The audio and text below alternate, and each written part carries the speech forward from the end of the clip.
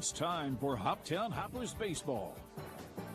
This Hoppers on Radio broadcast is brought to you by Service One Credit Union, Southern States Petroleum, Raymond Nelson Insurance, Baird Wealth Management, All Clean Services and AKS Flooring and Design Center, McGee Pest Control, Hopkinsville Milling Company, J. Schrecker Jewelry, Arby's, Hoptown Hoppers, TGASK, Hayes Furniture, Pennyroll Electric, Max Arnold & Sons, Planners Bank, and Huggard Beard & Giles Funeral Home.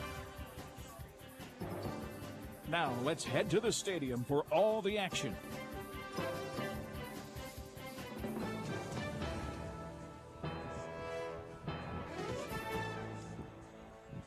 Good evening, ladies and gentlemen. Jamar Perkins here, joined by Ethan Alexander. It's Hoptown Hopper baseball time. Just in a few minutes, about 14 minutes, the Hoppers will get ready for some action as they will take on the Clarksville Whirlybirds. Also, happy 4th of July, everyone, as this is a celebratory game for the Hoppers, as they've got some special things going on. Some special items being cooked on the grill. Not exactly sure all, but I saw a couple of chicken pieces and, you know, the typical stuff, burgers and hot dogs. Just a nice environment here. It's easy for the Hopper fans to wear their red, white, and blue. We've already got the red and white. Just maybe see a couple of touches of blue here. But the Hoppers are set to take on the Clarksville Whirlybirds. And we want to go ahead and take a timeout. When we come back, we'll hear our dugout show, which is brought to you by the Barbecue Shack, offering catering and custom cooking. Visit them Wednesday and Thursday, 10 a.m. to 5:30 p.m., Friday, 10 a.m. to 6 p.m., and Saturday, 10 a.m. to 3 p.m., 4687 Pembroke Road in Hopkinsville. And as I say that, it seems that they are taking some time to honor a couple of Hoppers players. We're supposed to do that a few games ago, but of course it was delayed. So I do want to take the time to honor those players. As a situation happened at June 14th, the tractor had flipped over, and the Hoppers had pulled the gentleman out of the tractor and attempted CPR, but before the driver eventually would pass away. But those players and coaches for the Hoppers was Dom Oliverio, Reed Douglas, and there was the two coaches, Coach Corey and Coach Benny. Also board member Travis Martin and Beth Morris also helped as well, and Clinton Joyner as well. So multiple people were there in attendance to help, and they were just honored on the field. So I did want to mention that. But we're going to go ahead and take the time out. When we come back, we'll hear from Coach E.J. Davari on his thoughts on the game here inside Colonel Field.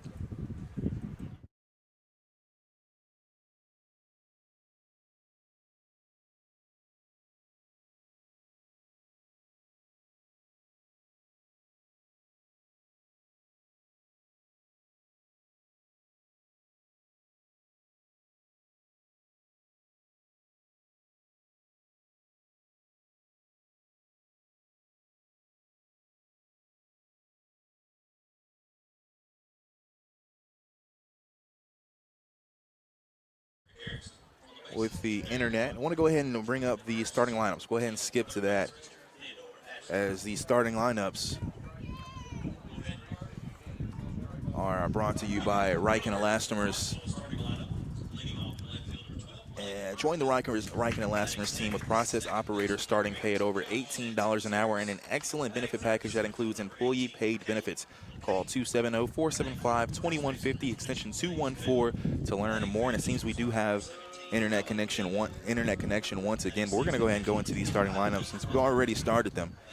But first up for the starting lineups, we'll talk about the Clarksville Whirlybirds. Starting things off will be Blake Merwin out of right field. He'll be the first batter. Then second, it'll be Josh Sanchez Harris batting at second base. Then center fielder Caleb Mulcahy, and then Braze Bell coming out of first base. He'll be the cleanup hitter for the Whirlybirds. And fifth batter will be Alec Beeman coming from the shortstop position. Then behind the plate, catching, Heath Owen batting in the sixth spot. Then the seventh batter will be Charlie Comden coming out of right field. The designated hitter will bat eighth. That's Gabe Cyber.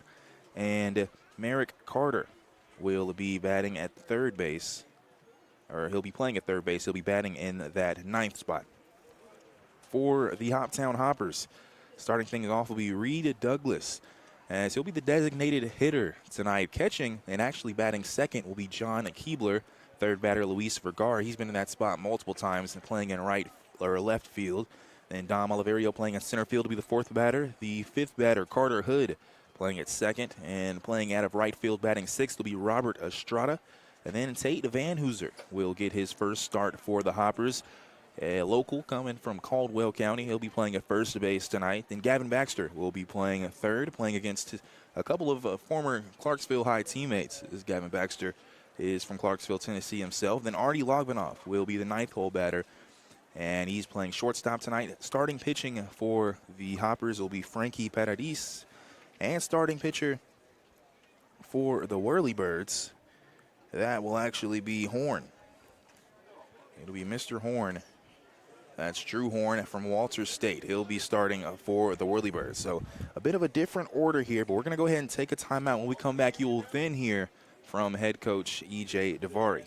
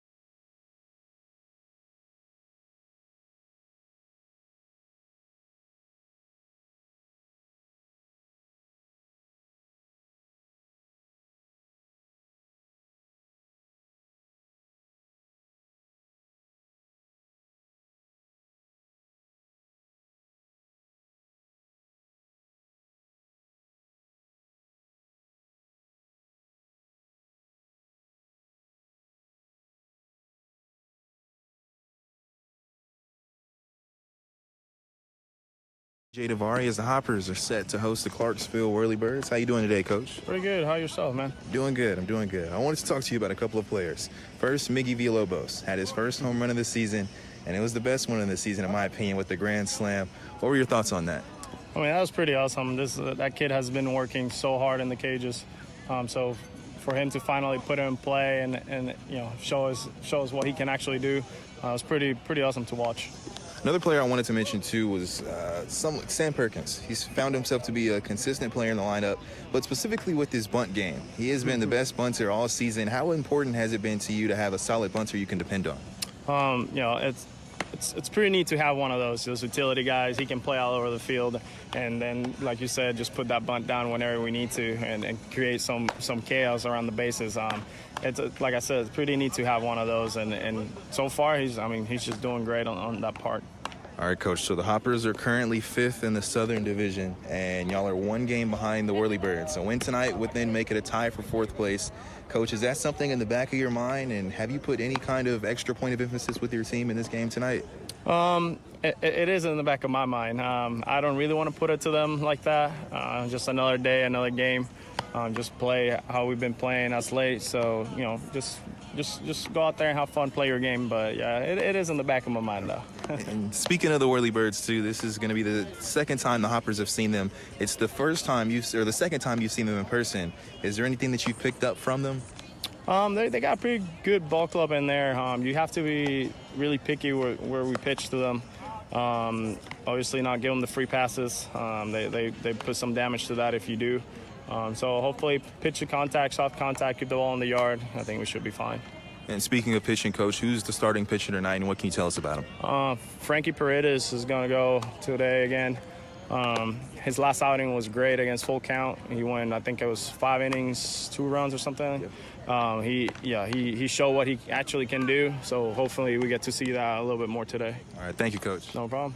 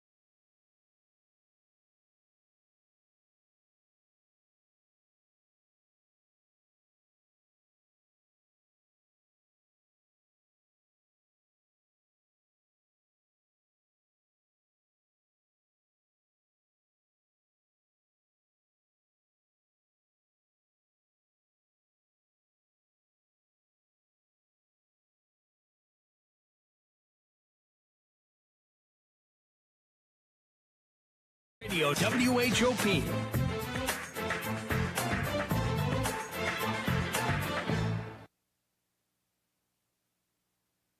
And welcome back. Here is the Hoptown Hoppers are set to take on the Clarksville Whirlybirds here, as a win here for the Hoppers would tie the Hoppers and the Whirlybirds for 4th place in the North Division, South Division. As when you look at this situation too, only the top 4 teams are taken for the playoffs in each division. So this is a big game for the Hoppers, and the Whirlybirds have already beaten the Hoppers twice. So if they stayed tied in a certain situation, currently it's in the Whirlybirds' favor. But we do want to take a quick timeout to check the game time weather, brought to you by Charlie Henderson and State Farm. We'll listen in what the weather, and we'll be right back here. Just about 30 seconds. We'll be ready to start things here. Here's your WHOP Weather Center forecast. Mainly cloudy skies expected tonight with a slight chance for scattered storms. Lows level off around 70. Winds out of the south at around 5 miles an hour. Chance for scattered storms again tomorrow. Daytime highs approaching 91. Partly cloudy skies. Partly cloudy tomorrow night. Slight chance for scattered storms. Lows level off around 70. That's the forecast from the WHOP Weather Center. I'm meteorologist Megan Mulford. Currently, it's 89 degrees. And an early start here as a pitch was just thrown. The first pitch was just thrown to Blake Merwin, as Frankie Paradis does work pretty fast on the mound. Will keep me on my toes as that's a ball. Do want to note that that opening pitch was brought to you by Rapid RX Pharmacy, located on Fort Campbell Boulevard in Hopkinsville. Looking for a new pharmacy? Let the friendly staff at Rapid RX Pharmacy help you.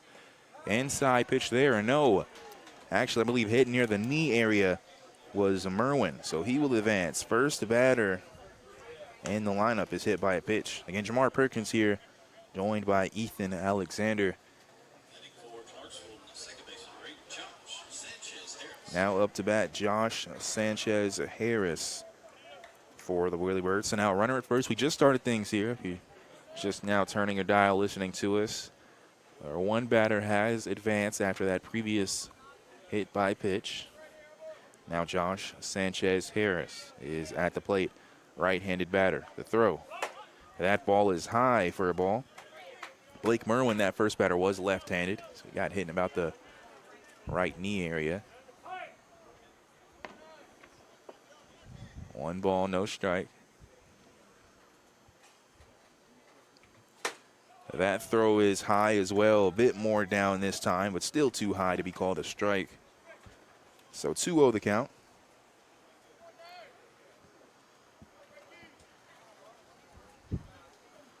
The throw, that ball is popped up. Gavin Baxter is calling forward at third. He walks up and he makes the grab right into the glove. So a pop up to Gavin Baxter at third base. There is the first out of this ball game. Again, the Hoptown Hoppers here playing inside the Colonel Field. And happy 4th of July for those just tuning in. Throw there, called strike.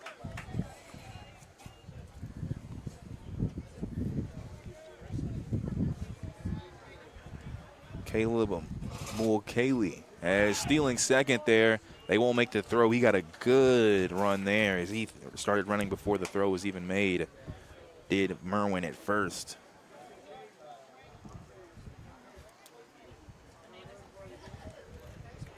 As this Whirlybirds team they do like to steal bases, as they are 4th in the OVL with 56 stolen bases on the season so far. 1 ball, 1 strike, and a runner at second. The throw from Paradis is just a bit too high there. That'll make it 2 balls and 1 strike to Mulcahy. And I'll tell you what, not much we've seen from this Clarksville team this year tells me they should be in the spot they are as far as the standings are concerned. I think they look like a much better team than their record tells you. But, you know, in both of the matchups against Hoptown so far, they've come away with wins. That is an outside pitch there. Ethan, I'm going to let you take a crack at it. this batter right here, Caleb, number 18. How would you pronounce his last name? Mulcahy. Mulcahy. Okay, so I think I was saying it right then. Mulcahy. Or we could just both be saying it wrong, but at least we'll go down together. We apologize to the family of Caleb listening if we are getting it wrong, because that's going to be a foul ball behind home plate. So that makes it a full count. 3 balls and 2 strikes here. Again, we do have a runner at second. And a 1 out here. No runs have been scored yet. We just started things here. This is the 3rd batter. Last at bat was a pop out to third base. And a full count pitch here. And that's going to be a strikeout. Looking there was a bit high. And I believe it just clipped that high outside corner for the strike. And the first strikeout of the ball game is the 2nd out here in the top of the 1st inning. Yeah, and Mulcahy on the shorter side, you wonder if this umpire gave the pitcher the benefit of a normal strike zone instead of shortening it up for a smaller batter there, and the batter not too happy because in reality that probably was outside of his strike zone. Plays Bell now in the lineup. First pitch is called strike. Bell, one of the best hitters on this team. I mean, maybe by far the best hitter. 27 hits on the season. And he's got 3 homers on the year as well. Yeah, you don't like to see that with a guy in scoring position. He will foul behind home plate there. That makes it quickly an 0-2 count.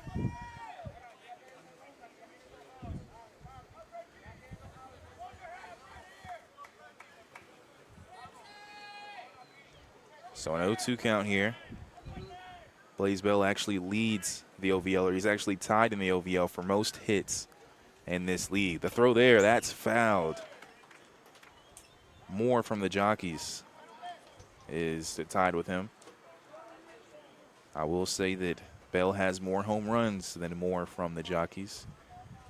Also has more RBIs as well, and has struck out less. Bell's only struck out 7 times this season. Wow. I say that as it's an 0-2 count here, 7 times in 63 at-bats. As that'll be a shot towards center field, looking in short center field. Oliverio tracking it down, and he makes the grab there. So no strikeout to Bell, but he is out with the fly out, as there were no hits, there were no errors, and there was 1 left on base with no runs scored. As we head to the bottom of the 1st inning, checking the manpower of Hopkinsville scoreboard, it's 0-0. Starting things off for the Hoppers will be Reed Douglas, then John Keebler, and then Luis Vergara will start things in the bottom of the 1st inning. This is Hoptown Hopper Baseball, brought to you by Chick-fil-A.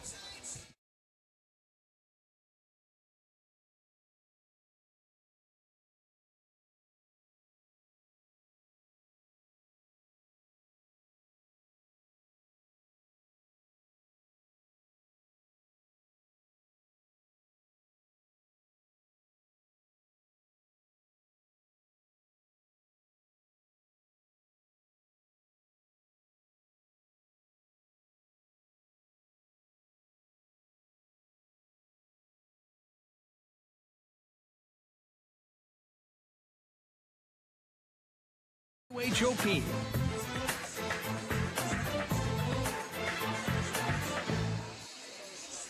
And welcome back here. As in the top of the 1st inning, it was the Whirlybirds at bat. They put 1 on base via hit by pitch, but nothing after that. And now it'll be the Hoptown Hoppers up to bat. They'll send Reed Douglas to the plate first. After that, it'll be John Keebler and Luis Vergara.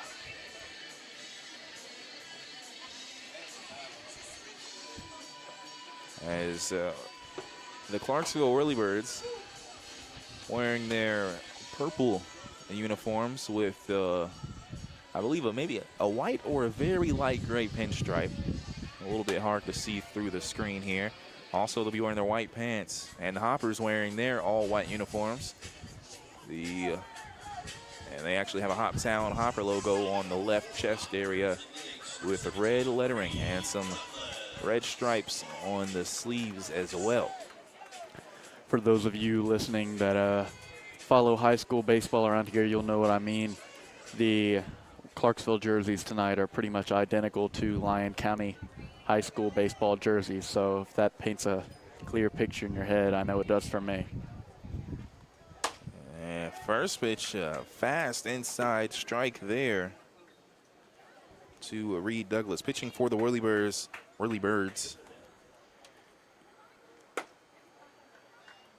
As that pitch is inside for a ball. The 1-1, that ball is outside. And pitching for the Whirlybirds is Drew Horn. He currently goes to Walters State and is from Murfreesboro, Tennessee. That's what the roster tells me. Has 2 balls, 2 strikes after that strike there. Say Walters State is a pretty good program from what I've heard, so expecting this pitcher to be pretty solid. And the throw there is just a bit high there.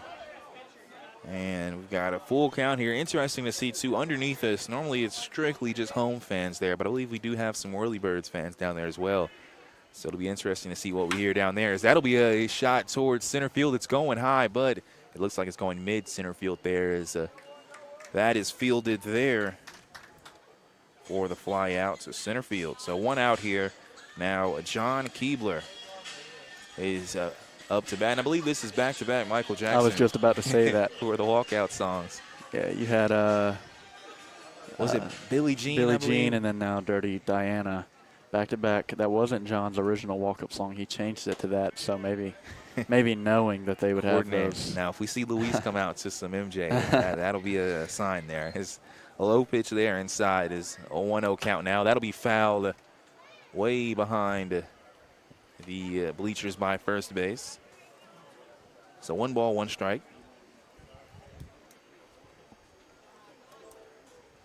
That throw is a fastball, and it gets past the catcher for a ball.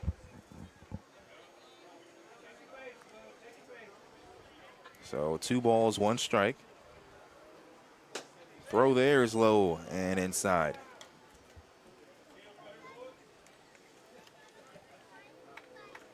Keebler currently a .233 batting average and a .410 on base percentage. 3-1 pitch there, fouled behind home plate. And that'll make it a full count. And I would say he probably is up there on the team in walks. He had a 2-week break, so probably not leading, but he does walk quite a bit. As he walks there, and that is going to be his 9th walk of the season. Leading in walks on this team is Dom Oliveria with 14. But 9 is one of those higher numbers, though, I will say that. So even for him missing time, that shows enough there. No MJ here, but Luis Vergara coming to the plate.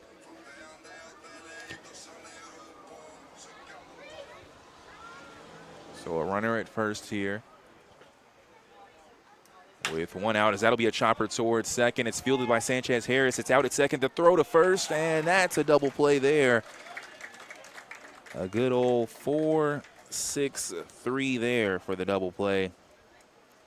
And that will do it for the Hoppers, as there were no hits, no errors, and none left on base with no runs scored. As we look over to the Manpower of Hopkinsville scoreboard, looking for a job as a Manpower on Fort Campbell Boulevard in Hopkinsville today. Let them connect you with the great position where you can start tomorrow. The score heading to the top of the second, still 0-0. This is Hoptown Hopper Baseball, brought to you by Chick-fil-A.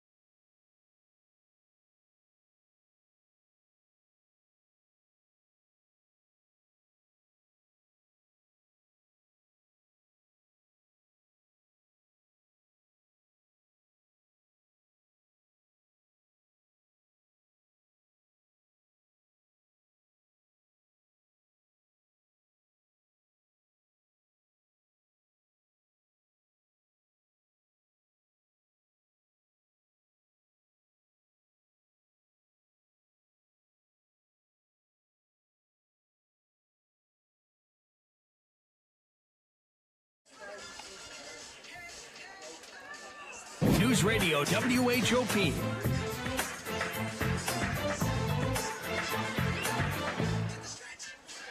And we're still scoreless here. About to start the top of the second. Frankie Paradis is pitching for the Hoppers here. And starting things off at the plate, it'll be Alec Beeman.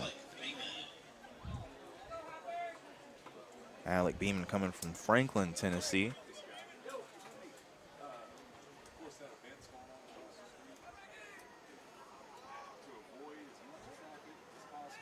As that's an outside pitch there.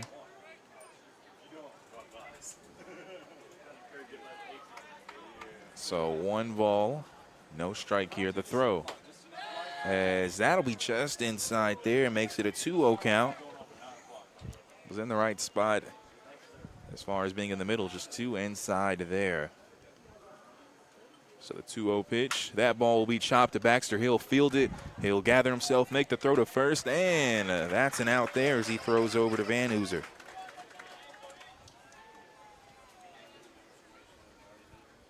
So 1 out here. And next up to bat, it'll be Heath Owen for the Whirlybirds. Heath Owen coming from Belmont University, originally from Marietta, Georgia. First pitch is low and outside for a ball.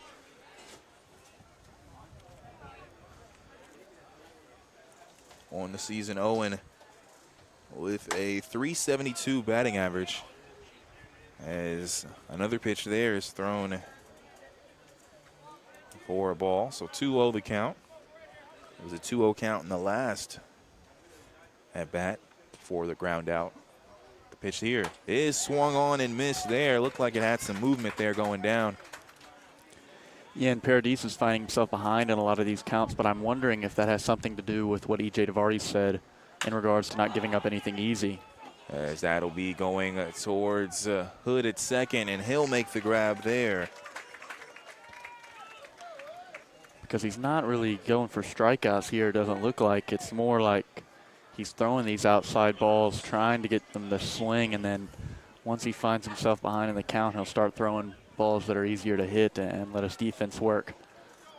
And you're wondering if that has something to do with this team, as Davari said, taking advantage of easy pitches. Well, ball there. Charlie Compton at the plate, left-handed batter. I'll tell you what, as the pitch is thrown here, that's just a bit inside for a ball. If you are not busy right now, I'd suggest you come down to Colonel Field and get some of this barbecue on the grill right now, because it's smelling good coming through here. That's a 2-0 count here. That's just outside. It's kind of an upside and an outside. You get the nice smells and scents, but at the same time, you smell it, but you can't eat it. That's the perks of having an outdoor booth here. 3-0 is the count here with 2 outs. Throw there, swung on early. The breaking ball, that's a strike. So now 3 balls, 1 strike. We have 2 outs here for the Whirlybirds. The throw, that'll be a shot towards Gavin Baxter. Line drive right into the glove at third base. And that will do it. A 3 up, 3 down in the top of the second. No hits, no errors, none left on base, and no runs scored as we look at the manpower of Hopkinsville. Scoreboard 0-0 still. And next up for the Hoppers, it'll be Dom Oliverio, Carter Hood, and Robert Estrada seeing the plate. As this is Hoptown Hopper Baseball, brought to you by Chick-fil-A.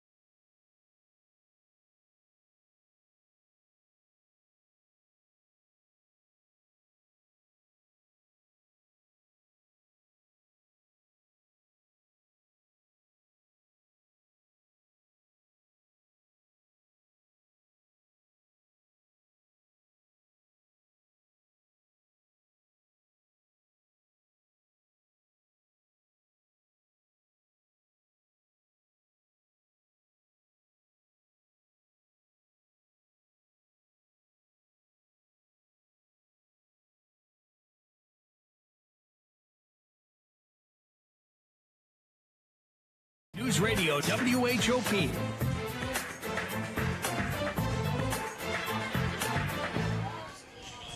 And welcome back here. The Hoptown Hoppers taking on the Clarksville Whirlybirds. It's a tie ball game here with no runs scored for each of these teams. In the bottom of the second, Dom Oliverio is up to bat. And I will say, I spoke with Dom about a week ago. I told him his walkout song got added to one of the playlists. This is never heard it before, but a nice little country song. Is this a song you already knew before? That shows me that you're a new baseball guy. I am. Oh, that's a low pitch. That's a typical. That is a walkout walkout song that is on every single high school baseball team, and if you watch enough baseball, I'll tell you what, you'll get sick of it.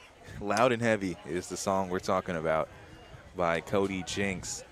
As that's a ball called there, 2 balls and no strikes.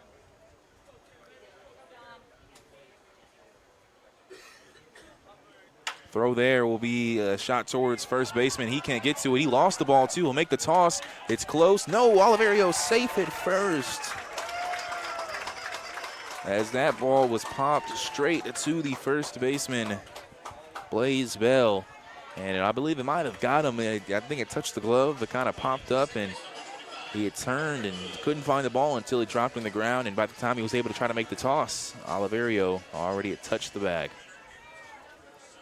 Yeah, this pitcher didn't agree with that one, but, you know, the call's that tight, and that one was very tight. You know, sometimes they'll go your way, sometimes they won't. That was definitely not a definite out. They'll throw over to first. Oliverio is in time, and the ball also gets dropped. So an error there helps Oliverio reach first. Throw there is high. A fastball for a ball straight near the face of Carter Hood. So runner at first with no outs here and a 1-0 count to Carter Hood. The throw there is chopped towards third. It's fielded. The throw, it bounces, and it's loose as it bounces once again and can't stay in the glove. There to the first baseman, Blaze Bell. So Carter Hood will reach first base, and Oliverio will head over to second. And now Robert Estrada will come to the plate. Estrada has been a great hitter for this Hoppers team. And on Sunday's win, the big win that the Hoppers had on Sunday, that kind of got kick-started by a handful of errors. So Hoppers team right now in a similar situation they were to when they started scoring in that game. And showing bunt there is Estrada. The throw is made to first, and he's out, but runners do advance to second and third, so the job was done for Estrada.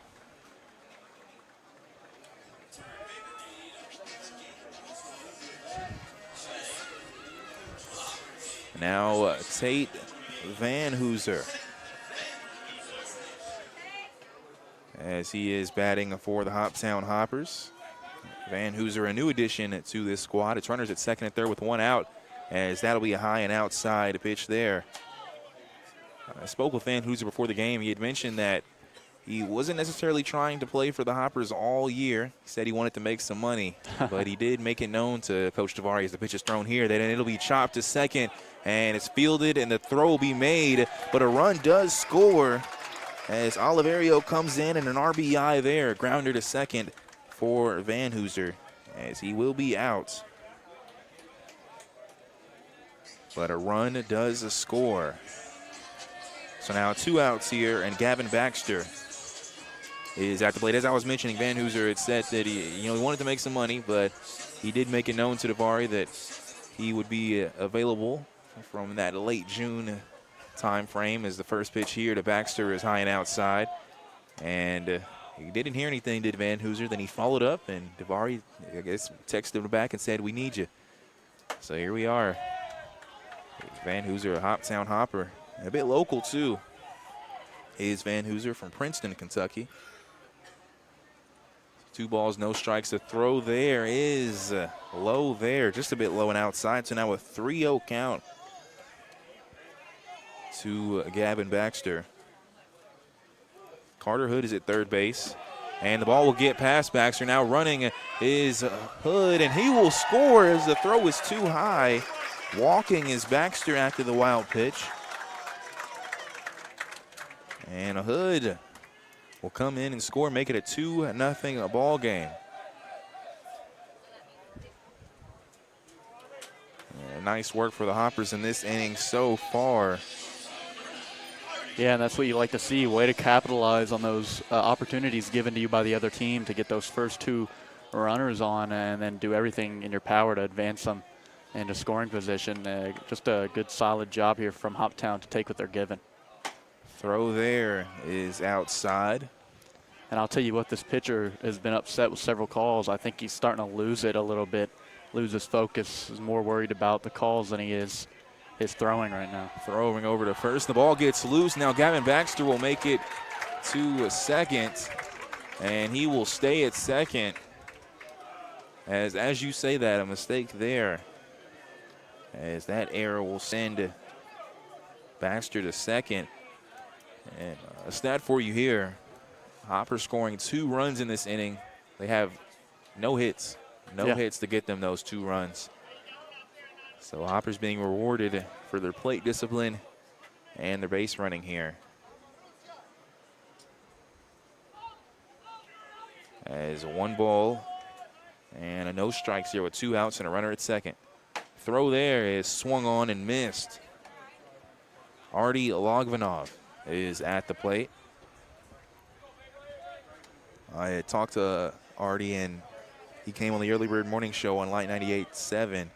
He said if he wasn't playing baseball, he'd 100% be playing hockey. Really? Yes, sir. That's going to be fouled behind home plate. I was wondering if he would say soccer, because I remember you telling me he was pretty good at it when you are playing around. Yeah, no, hockey's not super surprising. That's a big sport in Russia, but no, he is a very solid soccer player. We played a little bit of soccer, and he has definitely had the most technical skill of anybody out there, including me. I played soccer my whole life, so he just blew me out of the water. So that is interesting. 1 ball, 2 strikes. That ball is low there, just a bit low and inside. Makes it a 2-2 count.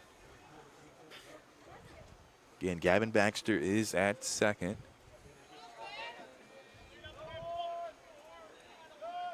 The throw is outside. So now a full count here. As Horn on the mound for the Whirlybirds. And the full count pitch is thrown, and that ball will be hit towards right field. It looks like it has some pace to it, and that ball is out of here. Artie Logvanov with the 2-run homer. And what a shot there. I believe that's the first home run we've seen in Colonel Field to the right field area, and he gets it done. And now a 4-0 ball game after the home run from Artie Logvanov. What a shot from him, and a great start here for the Hoppers. I mentioned 2 runs scored with no hits. Now you got 1 hit with 4 runs, courtesy of that homer there. And now back at the top of the lineup are the Hoppers with Reed at Douglas. Yeah, and that was one of those home runs that leaves the bat, and you think it's going to just be a routine fly out to right field, and it just keeps going and going. And you could kind of tell by the way the right fielder was moving that it had a chance, and a good piece of hitting there from a guy who hasn't had as much luck this year. As Reed Douglas saw a ball and then was just hit by the pitch there in the back. He turned and took it in the back. And so now he'll reach first base. Thing to note, too, when you talk about that home run is looking at the flag, there's little to no wind. So that was solely off of the bat there. It just had the right amount of velocity, and it looked high. Like you said, it looked like it could be a routine flyout, but I thought it was going to go deep right field. But it wasn't until as it came down that I thought, oh, that might be out of here, and it was. So 2 outs here with the runner at first, and now John Keebler's at the plate. He has 1 at bat, and he was walked in the first inning. That first pitch is a ball. So 1-0 the count. Going to runner at first.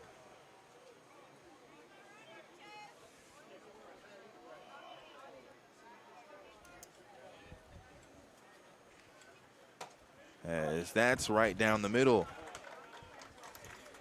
for a strike. So 1-1 the count.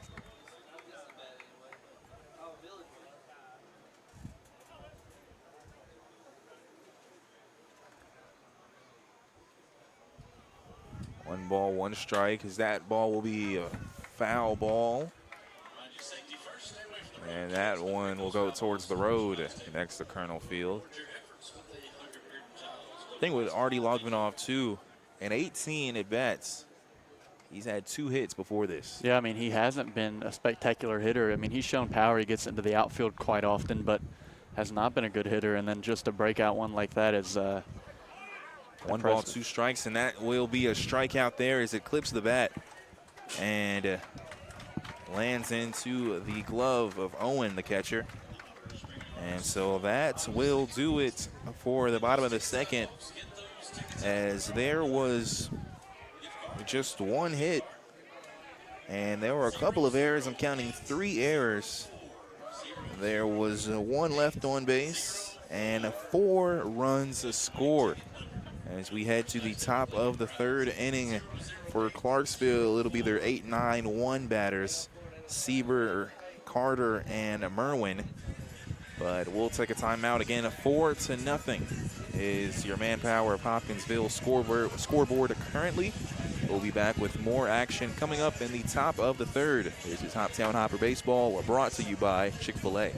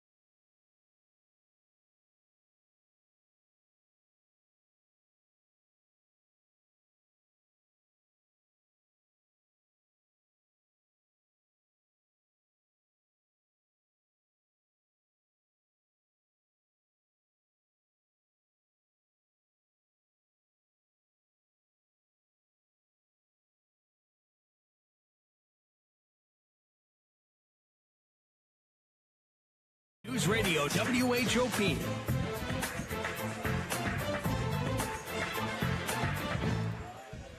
Welcome back. Jamar Perkins joined by Ethan Alexander. Hoptown Hoppers taking on the Clarksville Whirlybirds. About to start the top of the 3rd inning with the Whirlybirds at bat. And it's a 4-0 ball game here as the Hoppers lead. Just scored all of 4 of their runs in that bottom of the 2nd at the Hoppers. And it was a nice 2-run shot by Artie Logvinov to right field that put 2 runs on the board. As that first pitch is a high ball there.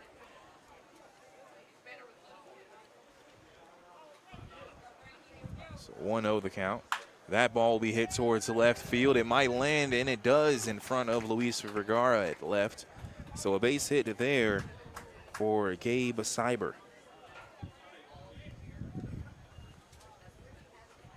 Seiber from Clarksville, Tennessee himself. So similar to Jacob Dilday for the Hoptown Hoppers, playing for their home OVL team. Yeah, I'd say this Clarksville team probably has even more local guys than Hoptown does. Merrick Carter will swing and ground in front of home plate for a foul ball. As that was the first hit for the Whirlybirds from Seiber. Now Merrick Carter, left-handed batter at the plate. The throw is just a bit high there above the waist of Carter. So 1 ball, 1 strike.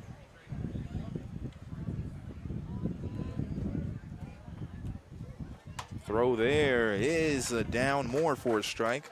So 1 ball, 2 strikes.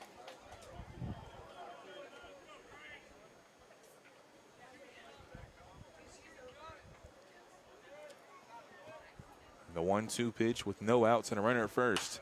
That ball will be fouled, and that's going way in the field behind the dugout near third base for the Whirlybirds. So now 1 ball, 2 strikes.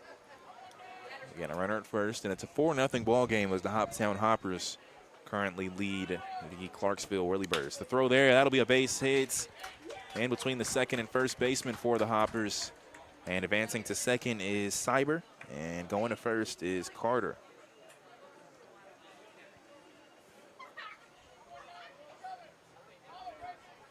And now back at the top of the lineup, it's Blake Merwin, left-handed batter. He was hit by a pitch in his one and only at-bat in the first. And now a nice position for the Whirlybirds. No outs here with runners at first and second.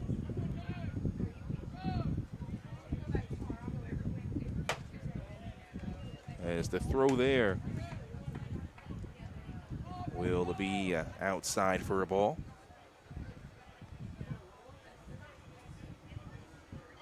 So 1-0 the count.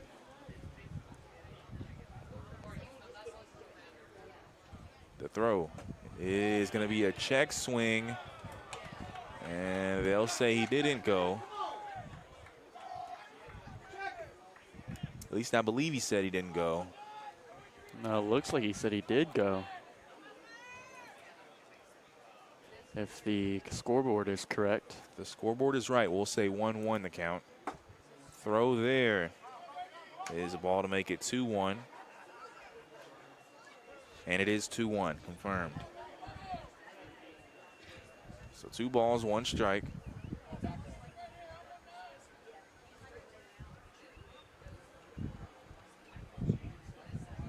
Runners at first and second with no outs. The throw is going to be low there.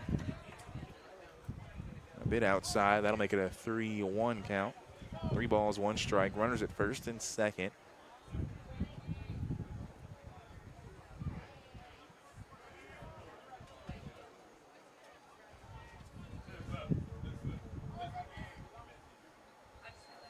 Three balls, 1 strike. Paradis taking his time. The throw here will be hit towards left field. Definitely foul. Is it fieldable? No, it's not. It hits the roof next to the bullpen. So a full count here.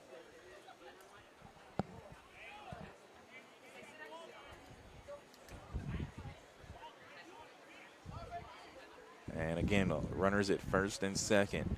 Cyber at second, Carter at first, and Merwin at the plate facing the full count. The throw from Paradis is going to be high for a ball. So walking is Merwin. He's reached the base and all of his at-bats, and now loaded bases here. And with no outs. I mean, if you're Hoptown, you cannot go from scoring 4 runs in an inning to loading the bases with no outs. You have to hold that momentum into the next inning, and right now they're just not doing that. And you talked about it too, a good hitting squad for the Whirlybirds, and you mentioned how Davari had said for the Hoppers that they were going to try to kind of pitch around here and didn't want to necessarily throw them a lot of, hittable balls in a sense, want to kind of flirt with the outside corners. And I believe Paradis has done that, but some have just been a bit too inside, a bit too outside. So once he finds that rhythm, I think he can get in a good spot. So far, he's in a tough position here as the throw there will be a ball. Yeah, he pitched fine in the first 2 innings, and he kind of did that to where he'd get behind in the count, then throw one that was hittable, and the defense would work. But right now he's going to need strikeouts because these loaded bases, if you put too much into the field, somebody's bound to score. As that's a high pitch there. Josh Sanchez-Harris is at the plate, and I'll tell you what, too, he's a shorter batter. So you talk about wanting to kind of throw around, it's a little bit harder to throw around Sanchez-Harris. As 2 balls and a no strike. Both of them have been high balls. Throw there is right down the middle for a strike. Had some movement to it as well. So 2 balls and 1 strike. Yeah, you have to strike this batter out here. There's a force out at home, but a strikeout here and then a double play is perfect scenario. There's a ball there, though, so 3-1. 3-1. And Paradis threatening to walk someone to home, which, I mean, you really can't do. You got to at least put one in play. So that's the last thing you want to do as far as scoring a run is walking it in. 3 balls and 1 strike. The throw, and that'll be just a bit too high there. So coming in to score will be Cyber.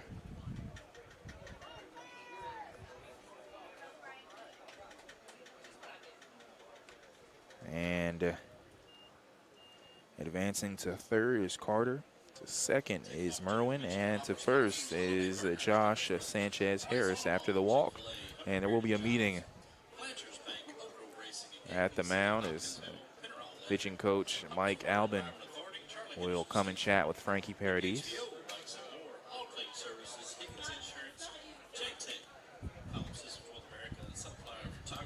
As the Hoptown Hoppers are currently meeting in the infield. I want to note, too, that the Hoppers wanted to try to play early in this game, but 6:30, the way it's moving, it seems like they could be done around 9. It's the hope, at least, but the Red, White, and Ooh event is taking place at Rough Park tonight. I believe it's already going on, but the fireworks will start at 9:15. So if you want a nice show, that'll be the place to be, and right near here at Colonel Field. So why not go ahead and watch some baseball, get some nice, nice vibes coming in here. Good food as well down low. And then right across the street, pretty much, you can catch some beautiful fireworks. Bases loaded here, though, and it's Caleb Mulcahy at the plate. He fouled behind the Chick-fil-A broadcast booth just now, so that makes it an 0-1 count.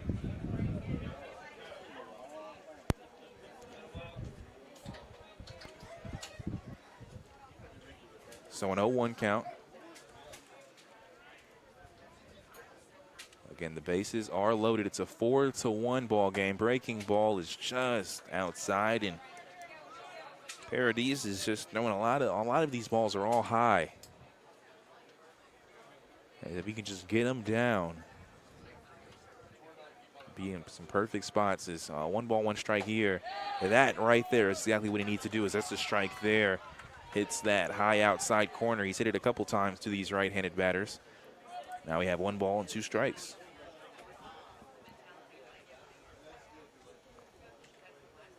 Throw there is going to be chopped fouled near first base.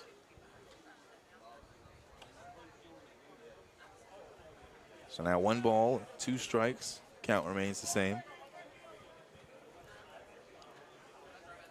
Again, no outs here with the bases loaded. Previous run was just brought in via a walk with the bases loaded. Don't want to do that again. The 1-2 pitch, that ball will be chopped and fouled once again in near first base as Van Hooser gets behind that one.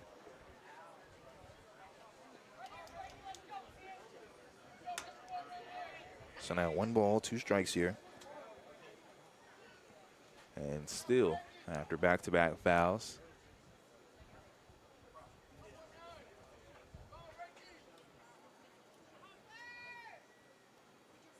throw there is swung on and missed, an inside breaking ball. And that'll be the first out. And that's exactly what you said the Hoppers needed, Ethan. Yeah, you have to open up the double play. I mean, you have loaded bases, so, you do have the insurance of being able to throw someone out, force at home. But with an out on the board, you can now roll up a double play just about anywhere. So that does make it a considerably easier task here to get out of this inning and not give up any more runs. And a throw there is low and outside for a ball.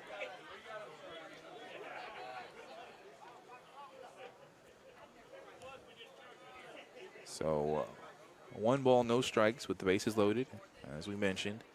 And a 4-1 ball game, the Hoppers lead. Whirlybirds batting. That'll be a grounder towards Baxter at third, and it gets past him, so a run will score. Trying to come in for another one as they can't get him.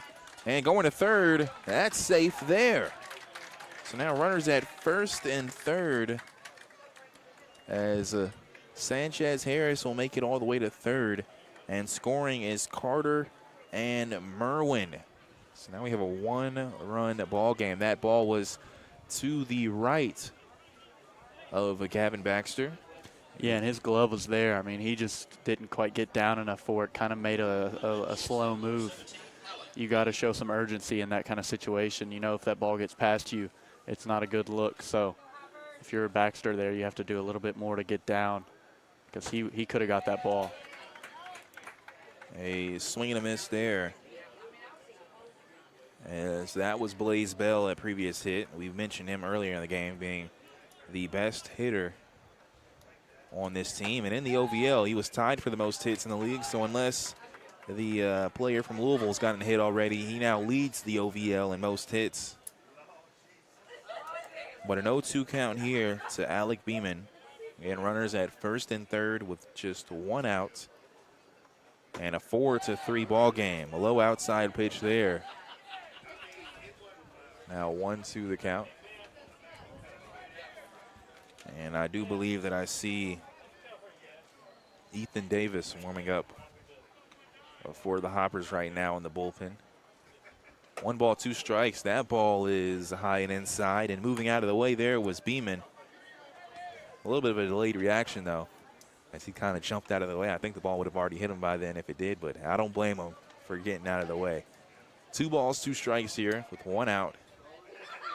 And it's a 4-3 ball game as the Hoppers lead the Whirlybirds. Whirlybirds to bat right now. And that'll be a ball which will fill the count up at 3 balls and 2 strikes. If you're the Hoppers, a possible grounder into a double play would be the perfect situation here to prevent the tying run at third. But priority is not to walk this batter here. 3 balls, 2 strikes. The throw, and that ball bounces on home plate. So walking will be Beeman, and advancing to second is Bell. And right now we're looking at classic Hoptown right now. I mean, this getting leads for this team 90% of the time isn't even a lead. It's just, you know, a little bit longer of a time it's going to take for the other team to get a lead. Because the 4-run inning is one of the, you know, biggest innings for this team all year. And to kind of, you know, squander that right away is pretty much classic Hoptown Hoppers this season. And as there's going to be a meeting at the mound as Coach Albin will come and talk to Frankie Paradis. I'm not sure if they're going to take the baseball from him, and they do. So Frankie's night will be done. And I do believe Ethan Davis will be coming into the ball game. And so a 4-3 game here with the bases loaded.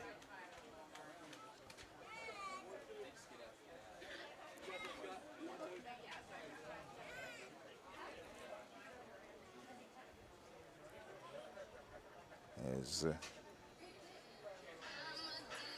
Sanchez Harris is at third, Bell is at second, and Beeman at first. Heath Owen is at the plate. He popped out to Carter Hood at second, and his last at bat is only at bat after the game. But we're going to take a break, and when we come back, we will see what Ethan Davis can do on the mound here with the bases loaded and 1 out. Again, the score 4-3 is what I'm looking at the Manpower of Hopkinsville scoreboard.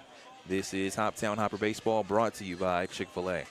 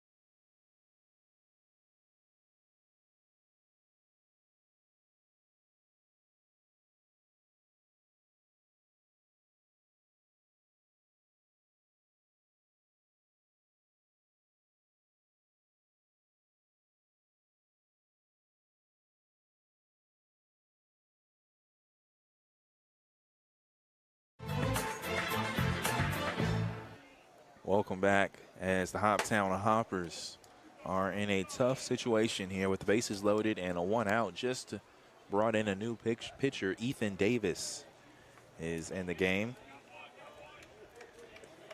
As Ethan Davis has made 8 appearances, and he's pitched 11 innings, given up 7 hits, 10 runs.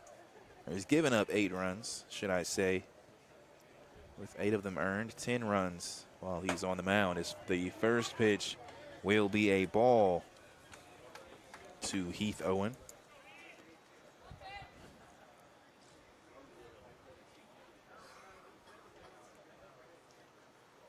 Throw there is outside, making it a 2-0 count. So 2 balls, no strikes, bases loaded for the Whirlybirds, as the Hoppers do still lead right now 4-3 with 1 out, as that ball will be fouled and it will go behind the bleachers near first base. So now 2 balls and 1 strike.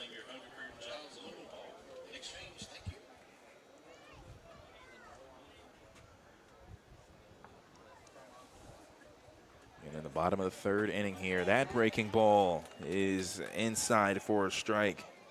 So now 2 balls and 2 strikes.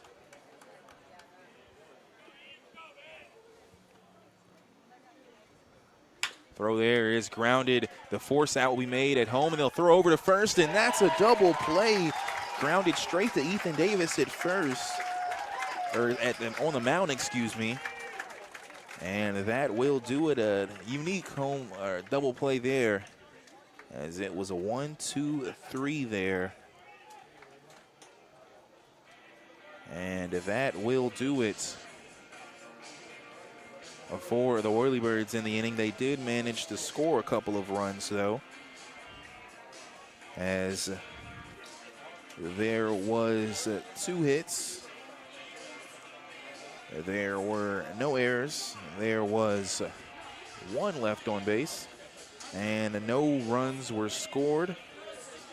As we look over at the manpower of Hopkinsville scoreboard, 4-3, the Hoppers lead the Whirlybirds, and it will be the 3, 4, and 5 batters next up for the Hoppers. Luis Vergara, Dom Oliverio, and Carter Hood will get things going in the bottom of the 3rd inning. Again, 4-3, the Hoppers lead. This is Hoptown Hoppers Baseball, brought to you by Chick-fil-A.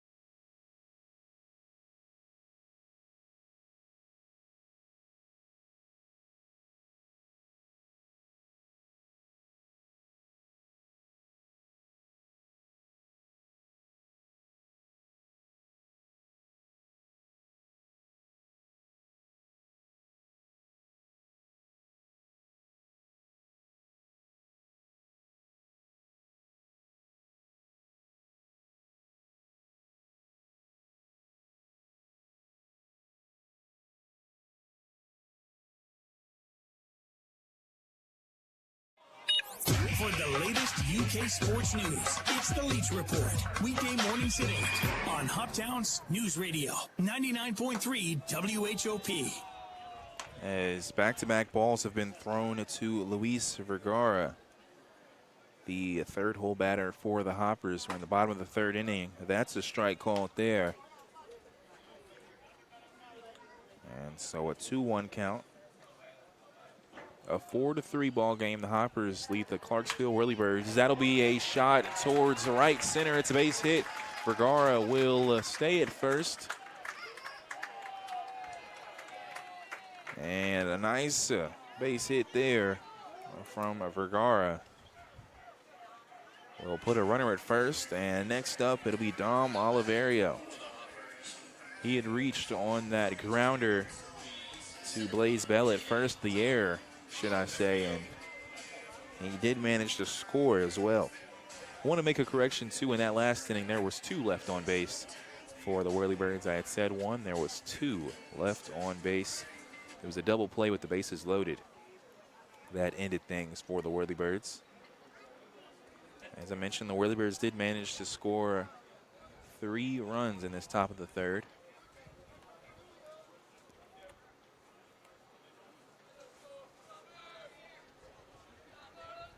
So now Dom at the plate with a runner at first and no outs here. The throw is outside for a ball.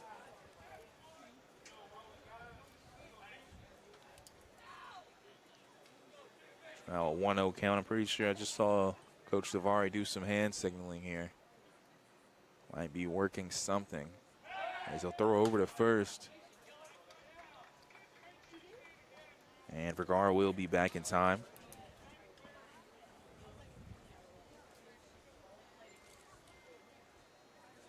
One ball, no strikes. The throw there will be a grounder towards third. It's thrown at second. That's an out. It's thrown at first. And that will be a double play.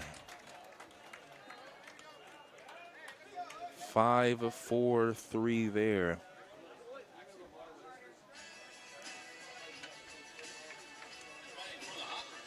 And now with 2 outs, it's Carter Hood at the plate.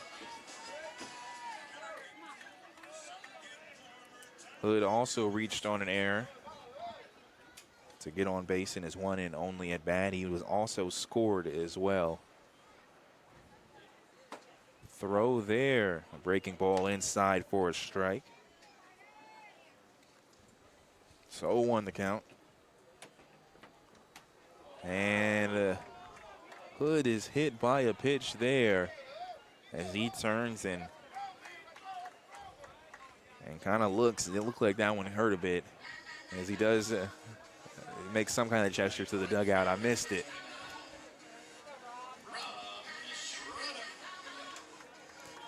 So Hood will make it to first base after being hit by the pitch. And now Robert Estrada will come to the plate. He had a sacrifice bunt and his 1 and only at bat. That ball is low and outside. So 1-0 the count.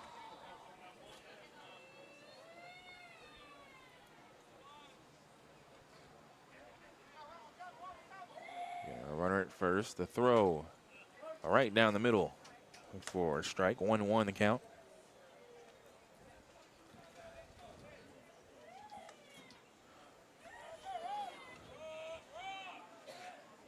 So 1-1.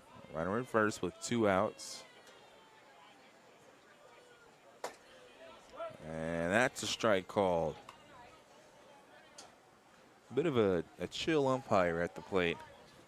Yeah, I almost mentioned that earlier. I was about to say he has a pretty lame strike call. It's hard to even tell if it's a strike call. As that will be a shot towards right center, and it's going to be caught there by the right fielder for the Whirlybirds. So that will do it, as there was 1 hit. There were no errors. There was 1 left on base. And no runs scored as we head to the top of the 4th inning. The Hoppers still lead the Whirlybirds 4-3. That's what I'm looking at the Manpower of Hopkinsville scoreboard. We'll be right back with more action coming in the top of the 4th inning. This is Hoptown Hopper Baseball, brought to you by Chick-fil-A.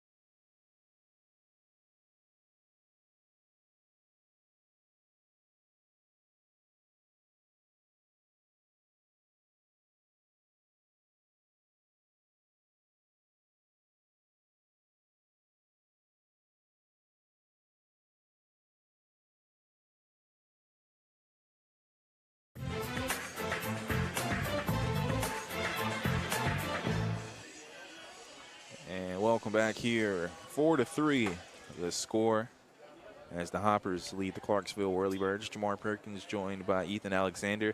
I'd be remiss if I did not mention that Hoptown Popsicles is in attendance as well in the ballgame. They've been to multiple Hoppers games, but I've had multiple treats from them, and I haven't shouted them out yet. So they taste pretty good, I won't lie. They are out here, $5 a popsicle.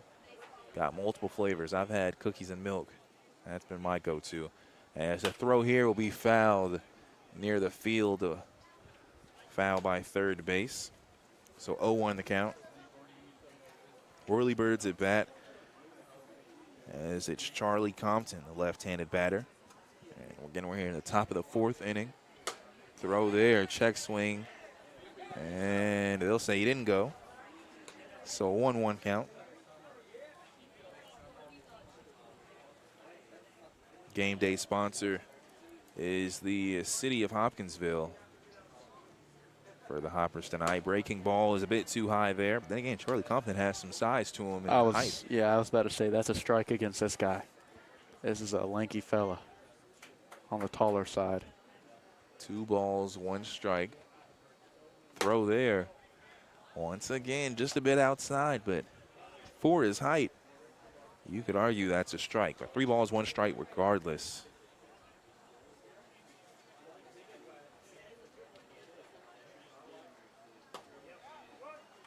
A strike called there makes it a full count. First pitch today was thrown by City Councilman Travis Martin. As Martin also known for being a member of the Hoppers organization. 3 balls, 2 strikes there. That ball in the dirt, and walking will be Charlie Compton. Yeah, the Hoppers right now walking way too many batters. That is one of the big pitfalls for them in the last inning when the Whirlybirds scored 3 runs. But, you know, starting things off with a walk here, you don't like to see that, especially with a pitcher who's relatively fresh. Paradis made it through those first 2 innings without giving much up, and then kind of struggled in the third. You're hoping Davis doesn't start off struggling. Cyber is at the plate. First pitch a bit inside for a ball.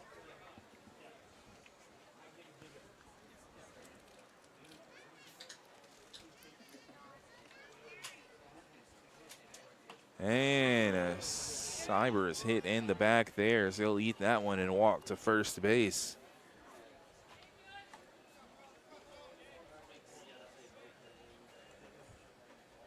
And so now runners at first and second with no outs. First one was a walk. Second was hit by a pitch. And now we've got the 9th hole batter, Merrick Carter, another left-handed batter. As Cyber currently walking this one off. As he's going past first base, taking some time. And he does appear to be all right.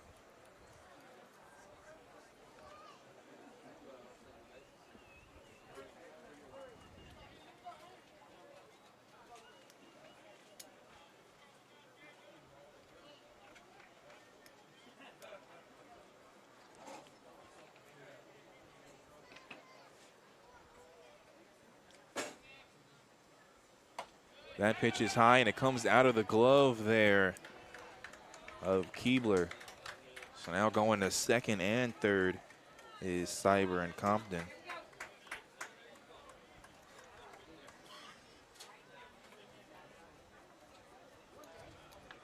And Keebler's hand is hurt. I'll mention that on one of those last few pitches. The one, I believe it was a strike against the batter who's now on third base. He hurt his hand, and so his hand is hurting, left hand that is. And you might see more stuff like that, ball popping out of his glove there, may have been a result of that. And in a game like this too, not sure how hurt he is, but Hoppers do have other players available. Luis Villalba, of course, plays behind the plate. So if he is down, there is someone to take his place. As I'm sure most players, they don't want to come out though. But if it is worse enough to where he's struggling to catch the ball, he's got backup. 2 balls, no strikes.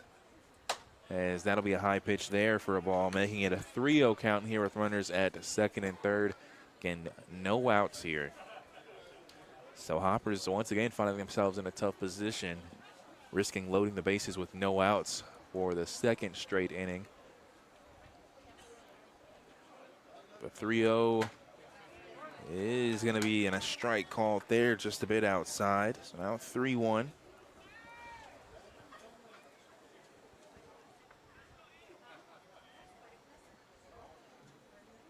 Pitch there is just outside for the walk. So now Carter will go to first, and the bases are loaded.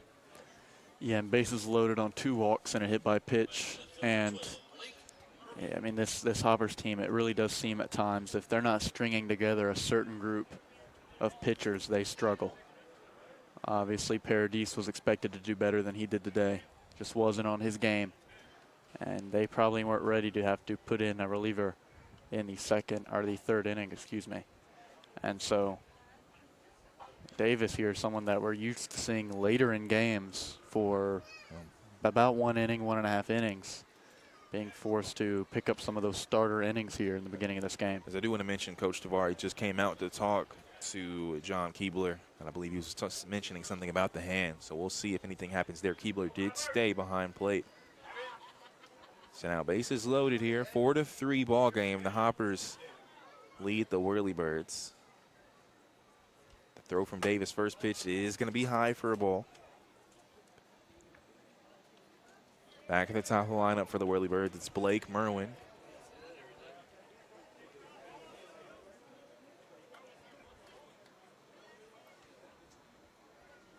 One ball.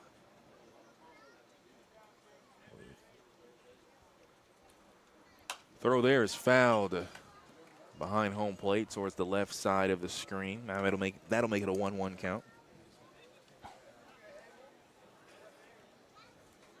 Blake Merwin is coming from Columbia State Community College, originally from Murfreesboro, Tennessee. The throw there, breaking ball. Oh my goodness. That is called a ball. That Ethan. That may have been the strongest I've heard you react to a pitch all season. Oh, wow. 2 balls, 1 strike. This throw there, that'll be grounded towards second. It's out at second. The throw to first is in time, so double play, but a run does score as Charlie Compton will come in. So the ball game is tied, and now there's 2 outs.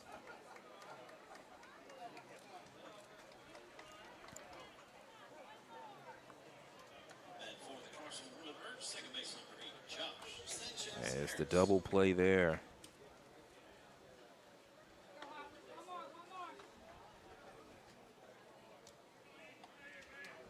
Four, 6-3 on that double play.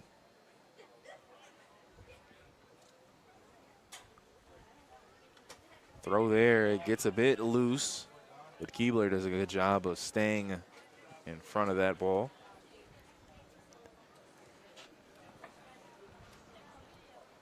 Pitch is a ball, though, so 1-0 the count. And a runner is at third base. Another ball thrown, so 2-0 the count.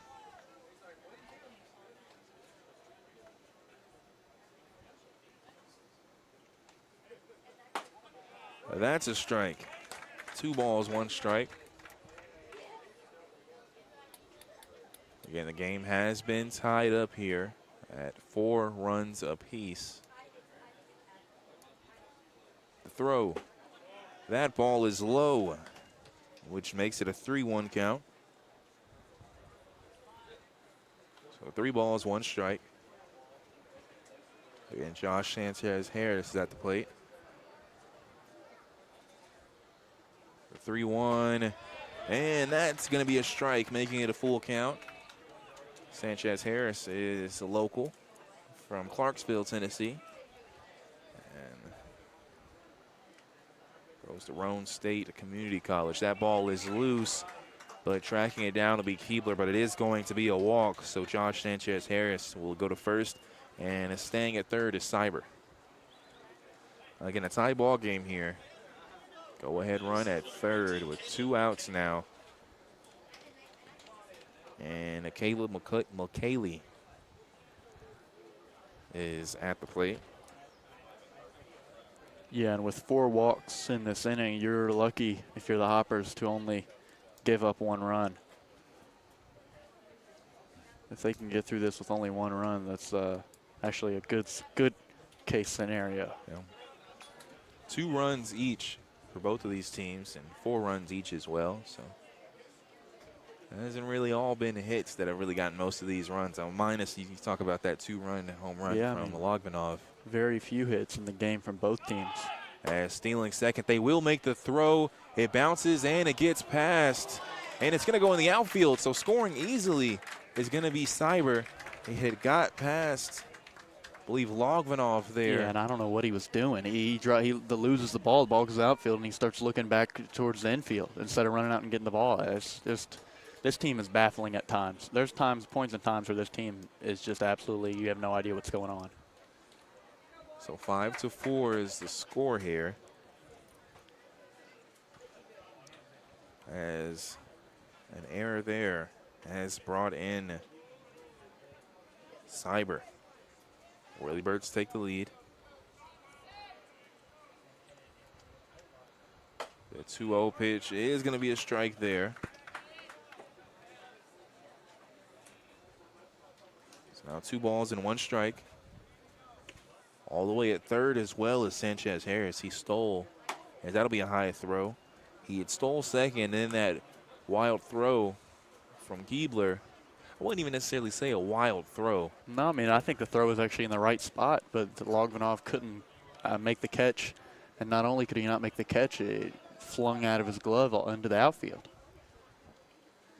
Regardless, after that, Sanchez Harris went from first to second and then from second to third. That's going to be a strike to the 3-1 count. So now full here with 2 outs and a runner at third. Whirlybirds have already taken the lead here, scoring in back-to-back innings. Full count is swung on and missed there, as that will do it. As we look over at what happened in this top of the 4th, as I see, you know what, no hits. No hits. And I believe there was 1 error, and there was 1 left on base, and 1 run did score. So look at the Manpower Hopkinsville scoreboard, 5-4. The Whirlybirds lead the Hoppers. We'll be back with bottom of the 4th action, as we'll see Tate Van Hooser, Gavin Baxter, and Artie Logvinov at the plate. This is Hoptown Hopper Baseball, brought to you by Chick-fil-A.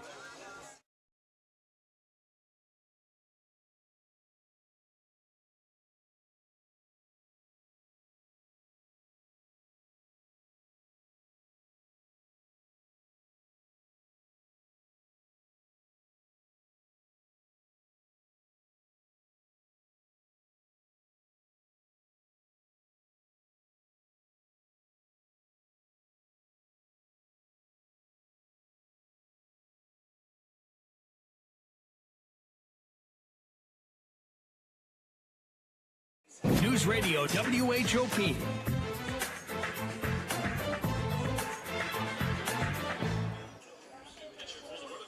And there's a new pitcher on the mound for the Whirlybirds. It's Caleb Pika.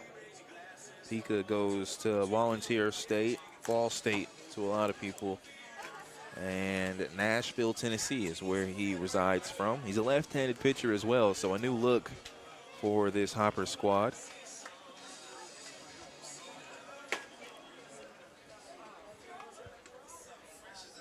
And as I mentioned, it'll be Tate Van Hooser starting things off for the Hoppers.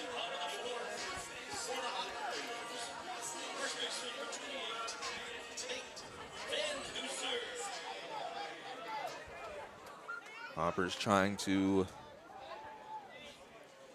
take back the lead here. as that'll be a swing and a miss there from Van Hooser.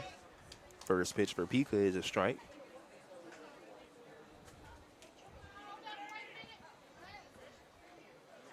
Throw there is low and outside, and that'll make it a 1 ball and 1 strike. Again, sponsoring today's game day is the city of Hopkinsville.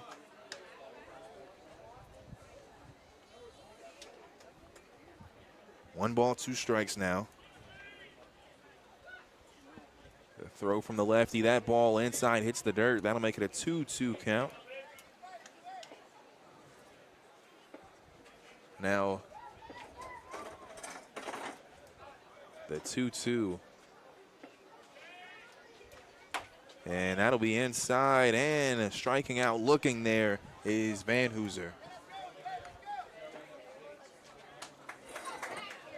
So that'll be the first out. Now Gavin Baxter will come to the plate.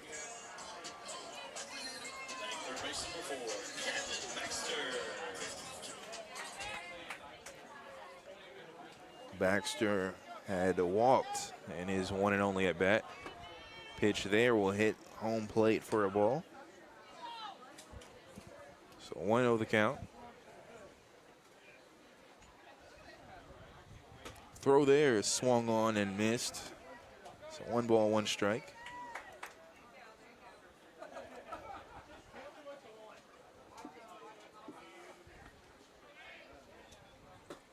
That ball just a bit low in the middle makes it a 2-1 with the ball.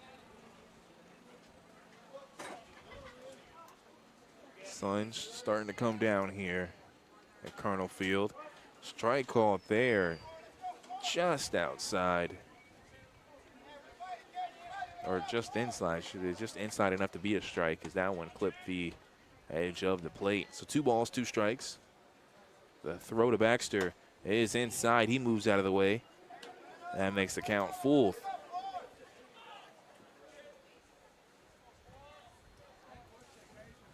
So now 3 balls and 2 strikes. The throw there, and that'll be inside as well. So Baxter will walk for the 2nd time in a row now. And next up, it'll be Artie Logvinov. The last time this happened, should I say, that Gavin Baxter was walked. Logvinov came right behind him and hit a home run. So 1 for 1 on the day is Artie with that shot to right field. Throw there is high, as Logvinov will step away from the plate as he jumped back from that one.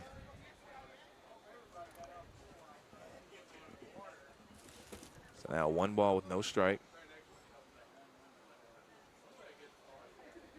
And that'll be an inside pitch. 1 out as well here in the inning for the Hoppers. Back-to-back balls make it 2-0.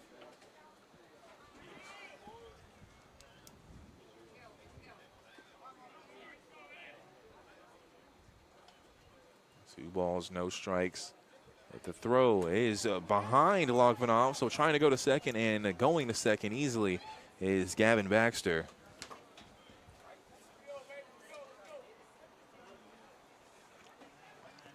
So a 3-0 count now with Baxter at second.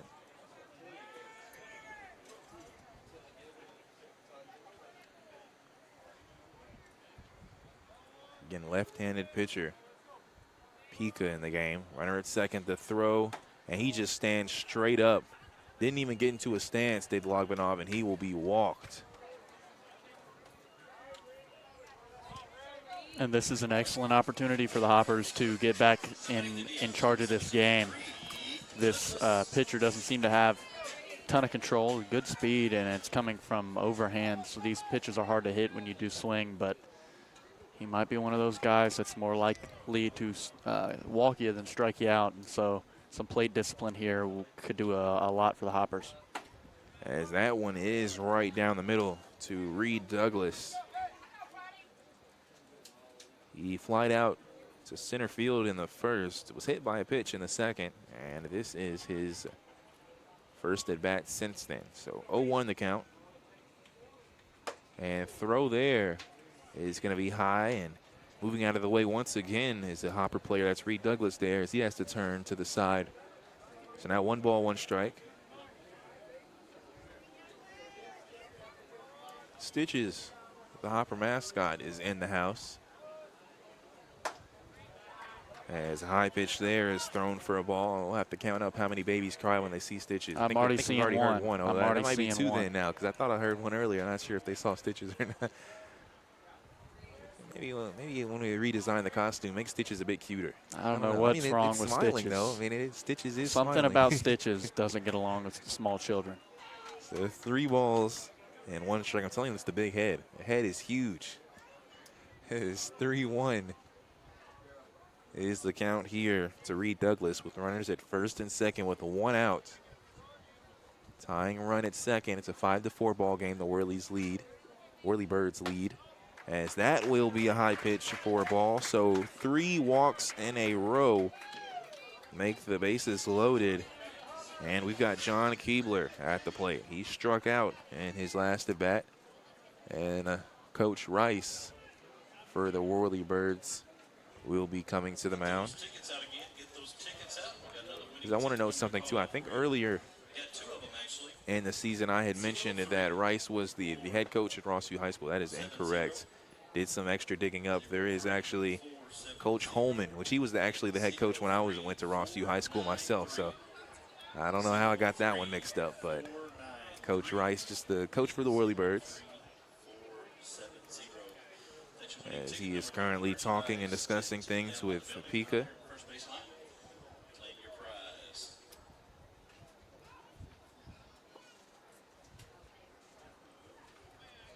And again, 5-4. We're a bit of an interesting, kind of similar situation to us as well, as the Whirlybirds play at Rossview High School, which is where Parker Holman coaches. I also believe he helps out with things in the facility. And then coincidentally enough, here Hoptown Hoppers play at Christian County High School. Cole Isom does a lot of work for the Hoppers in their field as well. So I'm sure both of these teams are thankful for the local support. As Keebler will start things at the plate. And again, Keebler will see the ball. Pika pitching for the Whirlybirds. Keebler at the plate, and bases loaded here with 1 out. It's a 1-0 count. Perfect batter to be in this situation with the bases loaded to possibly work up another walk here. So that now makes it a 2-0 count. You mentioned throw 4 balls before they throw 3 strikes. That's looking like what the Hoppers need to be prepared for here. Yeah, and Keebler won't swing unless it's something he really likes. A guy who would rather get on base than anything else. As that's a strike called there, just a bit outside. 2 balls, 1 strike.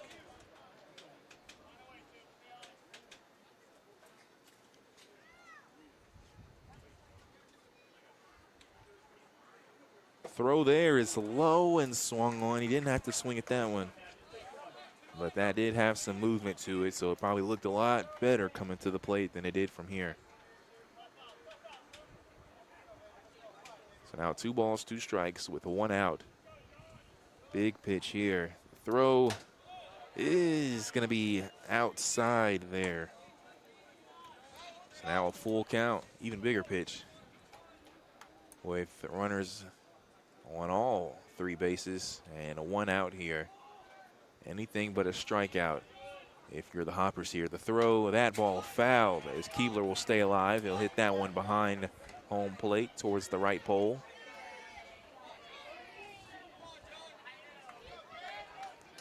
So the count remains the same.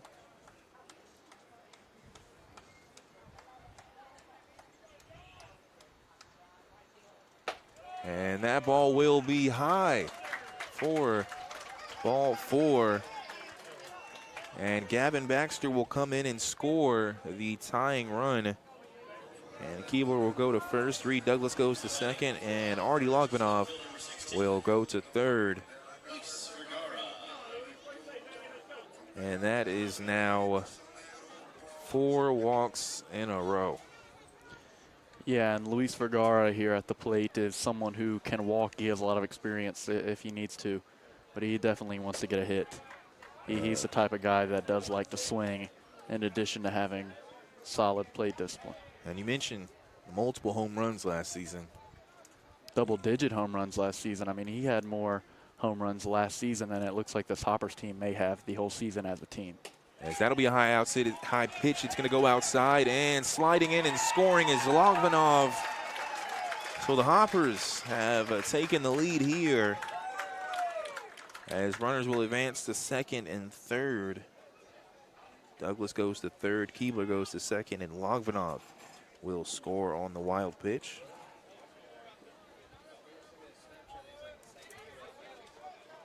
So now 2 balls and no strikes to Luis Vergara.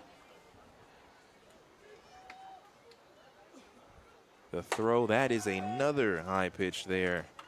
So 3 balls and no strikes to count. There is a player warming up for the Whirlybirds in the bullpen.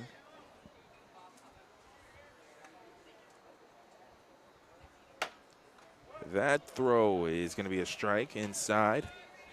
Vergara took 1 step to first and came right back. Again, runners at second and third with 1 out here, and Vergara at the plate. The throw there, and he'll take 2 steps to first and come right back after that inside pitch is called strike. So now a full count with 1 out, and runners at second and third. Vergara, if it's an inside pitch, you may want to swing on it after these past 2 pitches.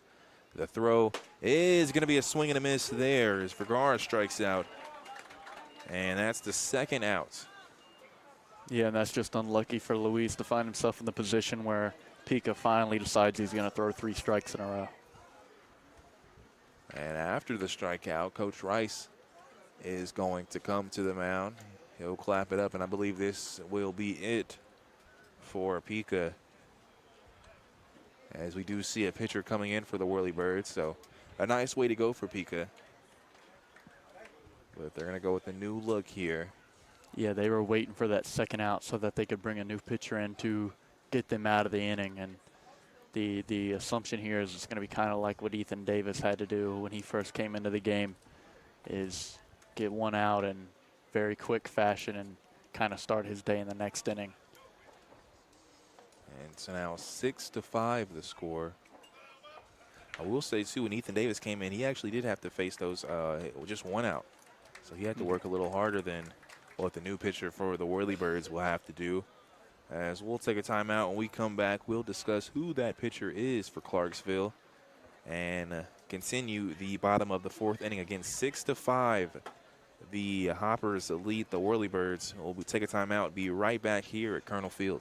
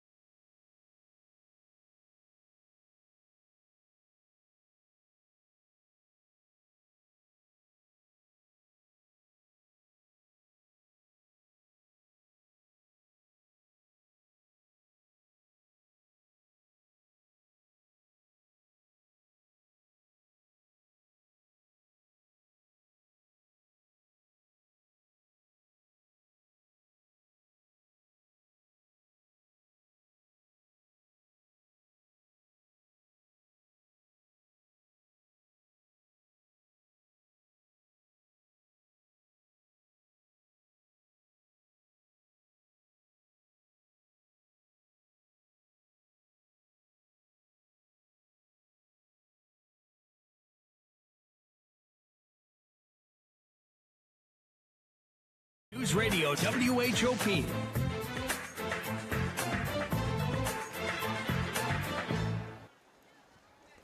Another left-handed pitcher has come in for the Whirlybirds. It's Marshall Robinson, as that first pitch will hit home plate and land in the chest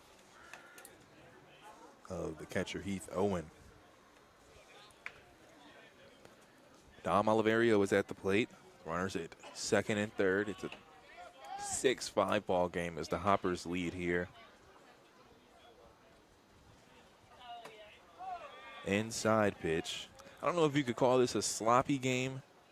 I don't know if that's the right word to use, but we have a 6-5 ball game, and each of these teams have only had 2 hits. So just an interesting ball game, and I'll use that word. As we've seen some things, we've seen some walks and a couple of errors. That'll be a wild pitch, and a scoring there will be Reed Douglas. And advancing to third will be Keebler. I guess when you look at it, 3 errors for the Whirlybirds and 2 for the Hoppers, and just about to be 4 innings. I guess you could say this a kind of a sloppy game. I'll put it this way. These are 2 teams that are at the bottom of their division playing like 2 teams that are at the bottom of their division. And as you see, I mean, it doesn't have to be pretty here, as the Hoppers are currently leading 7-5. As that ball will bounce on home plate. And once again, that'll hit Owen. Yeah, I mean, this pitcher's having a hard time even getting it to the catcher. All 3 of these balls, other than that, well, even that one that flew off, have been ones that, you know, bounced off the dirt or bounced off the catcher's leg. 3 balls, 1 strike here. Got a runner at third with 2 outs to throw. That one once again hits the dirt before home plate. So Oliverio will walk. Now Carter Hood will come to the plate. He has reached a base in both of his at-bats. The first one was an error, and the second, and he was hit by a pitch last inning in the third. Hoping that doesn't happen again, as he took a shot to the back.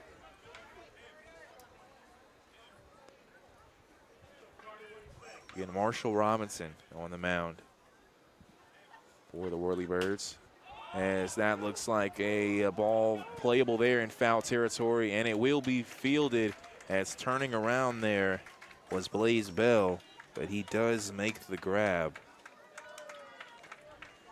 And that will do it, as there were no hits in that 4th inning. And there was no errors as well. And there were 2 left on base with 3 runs scored. As we look over at the manpower of Hopkinsville's scoreboard, and as I see a new pitcher, Cannon Anthony, will be on the mound for the Hoppers when we come back in the top of the 5th inning. 7-5, the Whirlybirds lead. It's Hoptown Hopper Baseball, brought to you by Chick-fil-A.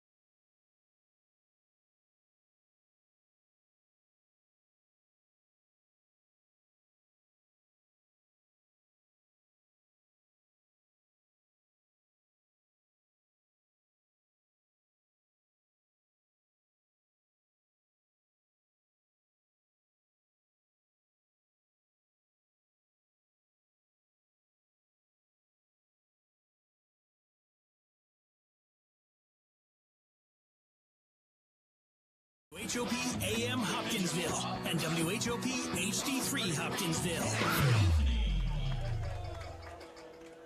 News Radio WHOP.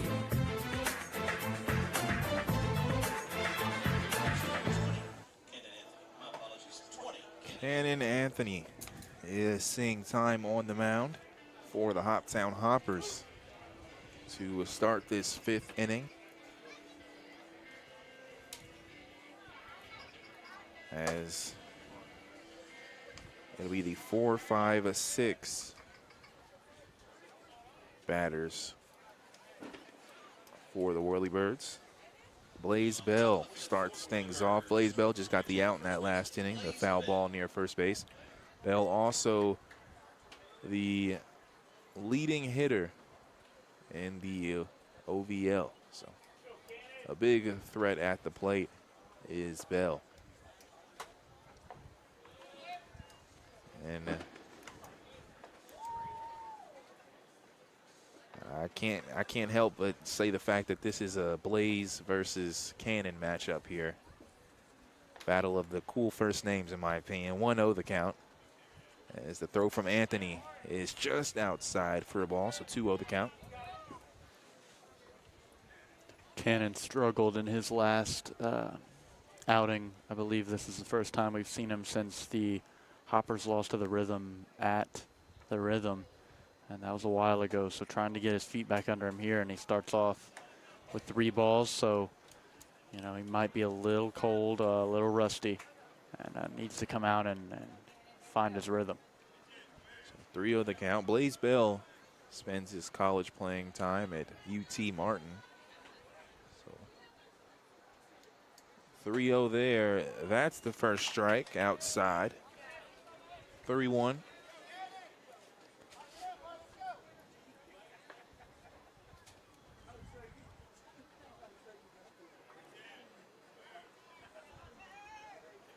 Three balls, 1 strike. Throw there, swung on and miss, and missing there is coming off of the plate there was Bell. Had him dancing a bit there on that miss. Yeah, he put everything he had into that one, and I'm not sure why. It was a high pitch. He was wanting to swing on that before that ball was left out of the hand. The 3-2 pitch is going to be swung on and missed. And that is the 8th strikeout for Blaze Bell on the season. I mentioned he has not had many this season, so a nice job there from Cannon Anthony. And that's the first out. So now Alec Beeman is at the plate. Beeman was walked in his last at bat in the 3rd inning. Pitch there is going to be a strike. Anthony known for his hard fastball. And showing it off here so far in these first 2 batters. 0-1 the count with 1 out. Throw there is swung on and missed. So no balls and 2 strikes. Again, a 7-5 ball game.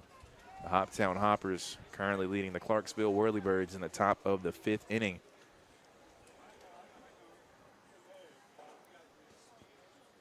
No balls, 2 strikes to throw. That is fouled behind home plate. And tracking that ball down is Nixon Grace, ball boy for the Hoppers.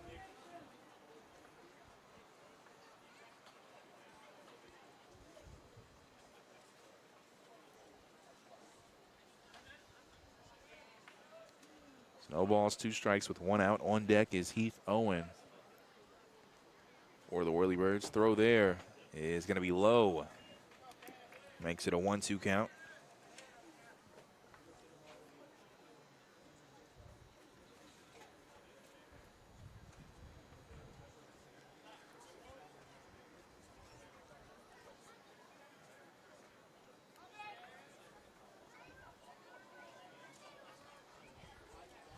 The throw, that ball hits before home plate. It's the ground. And that'll make it a 2-2 count. Alec Beeman also plays for UT Martin. And is from Franklin, Tennessee. 2 balls, 2 strikes with 1 out. The throw is popped up. It looks like it could be playable, and no, it's going to go outside. And it'll land on the picnic table right next to the bleachers by first base. I'm waiting for someone to catch this ball one of these days. Not sure if we'll see it. And I'll tell you what, I'm always worried that those balls are going to hit somebody. Not that, people wouldn't be paying attention, but the fans do a good job of letting everyone know. Now, let me ask you, if you were in the stands, Ethan, you see a ball coming your way, are you putting the hand out, No. or are you going to just scoot over? Yeah, I've caught a baseball barehanded before, and it doesn't feel nice when it's just a normal catch. As that'll be another foul ball. That one will go a bit farther behind the bleachers. You've already done it before. There's no need to do it again. You've gotten the experience. Especially coming from that height, that would not feel too good on your hand. And I mean, it'd probably feel better on your hand than if it were to hit you anywhere else. But I'm hitting the road if I see one coming towards me. I'm just always worried there's someone who's going to try to catch it and not be able to, you know. I feel you there, as that'll be a ball there. Makes it a full count. One thing I was thinking of earlier playing baseball, I played for multiple years. Fast pitch, played for just a couple, of course, and I'd never been hit by a pitch. And I'm thinking about it like, I wonder what that feels like, because I honestly cannot say what it necessarily feels like. I can imagine as the full count pitch is thrown, and that'll be a shot towards center field, and going for the grab is Oliverio. He dives and makes it. A nice job from Oliverio. Was hard hit there. And Oliverio makes another good grab. If I'm not mistaken, he was the one who made the nice sliding grab in the Hoppers the last game on Sunday night. He makes another good play there for the second out. Yeah, that was a very pretty play. Coming off the bat there, I thought that one was definitely down, and he did a great job there to make that play. I mean, that was a well-hit ball. I actually thought it was going to go quite a bit deeper than it did. Heath Owen swings on the first pitch, and it's fouled.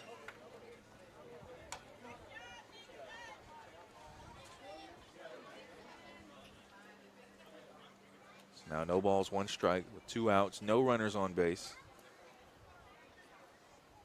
Throw there is going to be foul. That one will go in the road to the right of the ballpark. The left, depending on where you're facing, but it'll be Cannon Anthony's left, but behind home plate's right side. Oh, no balls, 2 strikes here with 2 outs. The throw, breaking ball, that one is low and outside as Giebler gets behind that one. Yeah, and you almost know on an 0-2 count that outside pitch is coming. Honestly, and I'm surprised pitchers don't do it more. Throw like a shot right down the middle on the 0-2, because it's actually less expected than the outside pitch. As that one was near the middle, but too high there, makes it 2 balls and 2 strikes.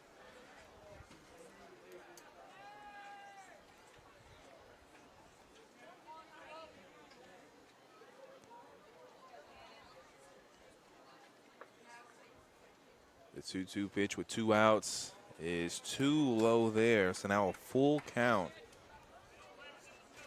Yeah, and every single out so far in this inning has come after a full count. One was a strikeout, then a full count, and then that last play, diving play, full count.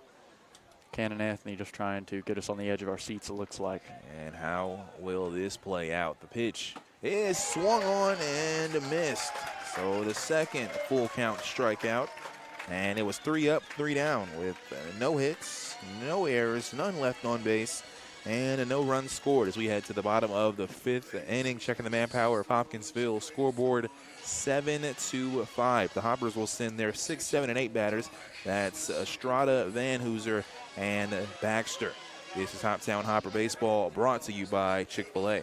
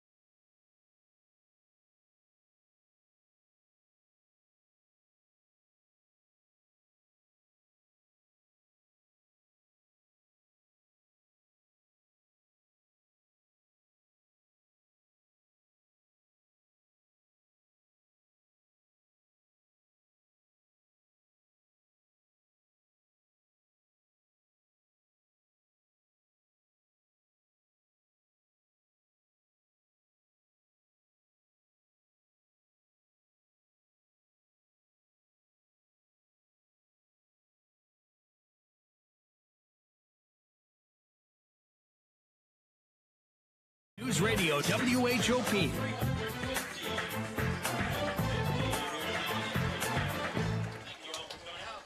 Seven to 5 is the score as the Hoptown Hoppers lead the Clarksville Whirlybirds. The Hoppers are set to bat as well. Robert Estrada will be first at the plate. And an attendance of 350 fans in attendance tonight. A couple of Whirlybirds fans in attendance as well. Some making a travel from Clarksville. First pitch was a ball. Makes it a 1-0 count. And the throw there, called strike.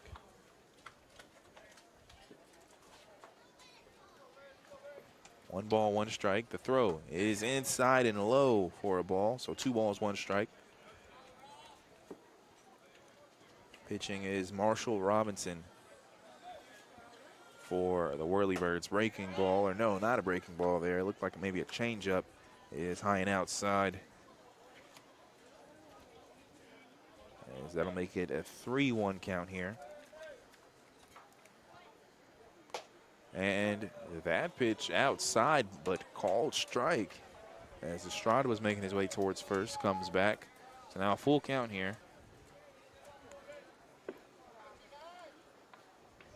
As that'll be a shot towards the left field, a base hit, and that's got to be a double. And he will make the throw. It'll actually be close, but not even having a slide there is Estrada.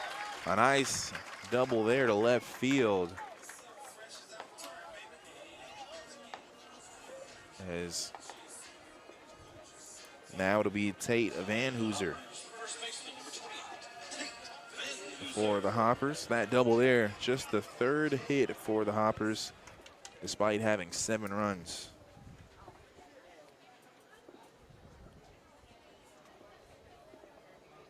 As that is a low pitch there for a ball. Van Hooser 0 for 2 on the night.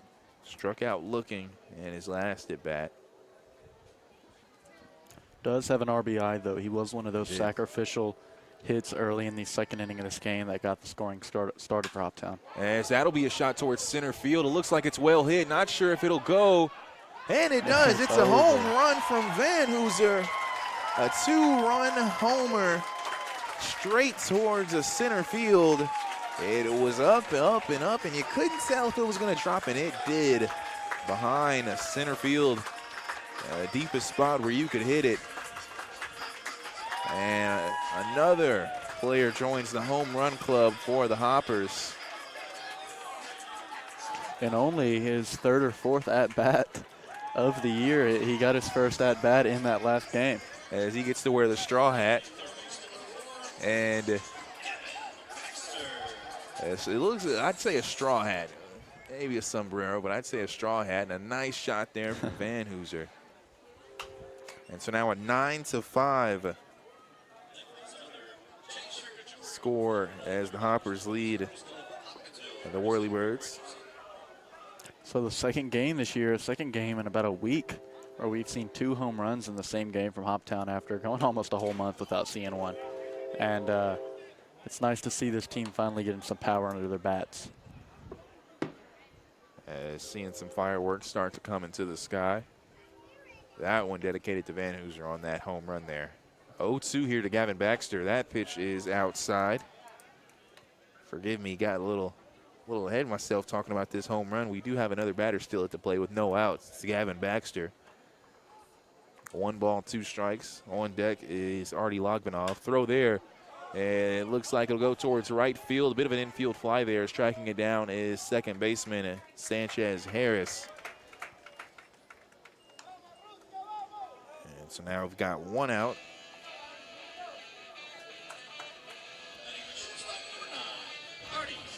And now Logvinov will come in for the Hoppers. You mentioned he hit a home run earlier. Just the 2nd time of the season that we've had 2 home runs in 1 game. And it just happened last week, like you said.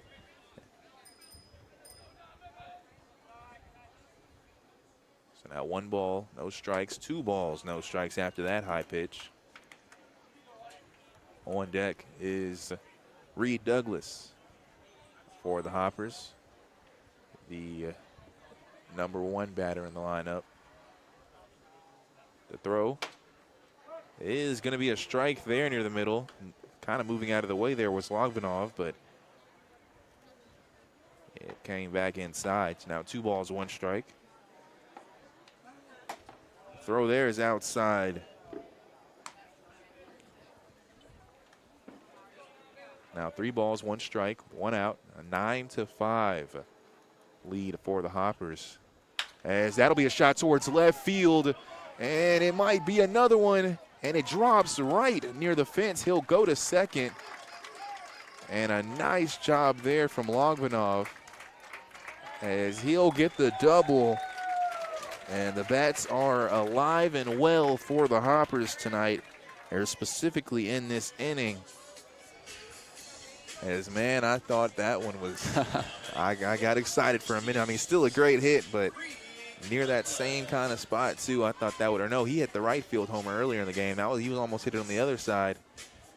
But regardless, a double here with just one out. And now Reed Douglas will come to the plate.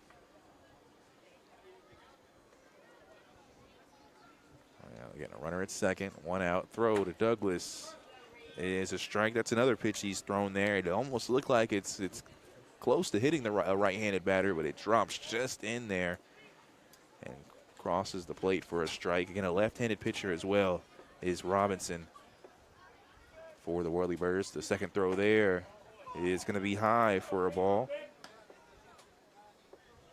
Now 1 ball, 1 strike with 1 out. And happy 4th of July, everyone. Still about around halfway through with this game, a little more, but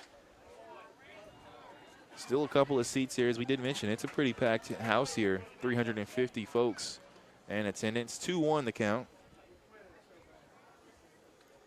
Yeah, I mean, free tickets here tonight. Yeah, you get in for free and then have some festivities afterwards, so great night to get out and about. 3 balls, 1 strike. Again, a runner at second. The throw from Robinson will be low and inside, so walking is a Douglas. And now you have John Keebler coming up to the plate, who's walked already twice today. And he's a guy who, with runners at first and second, could threaten to load the bases here if he were to, stay up to his old tricks. And then Luis Vergara has one of those few hits for the Hoppers. He'll be up right after with loaded bases if that were to be the case. The throw there is a strike.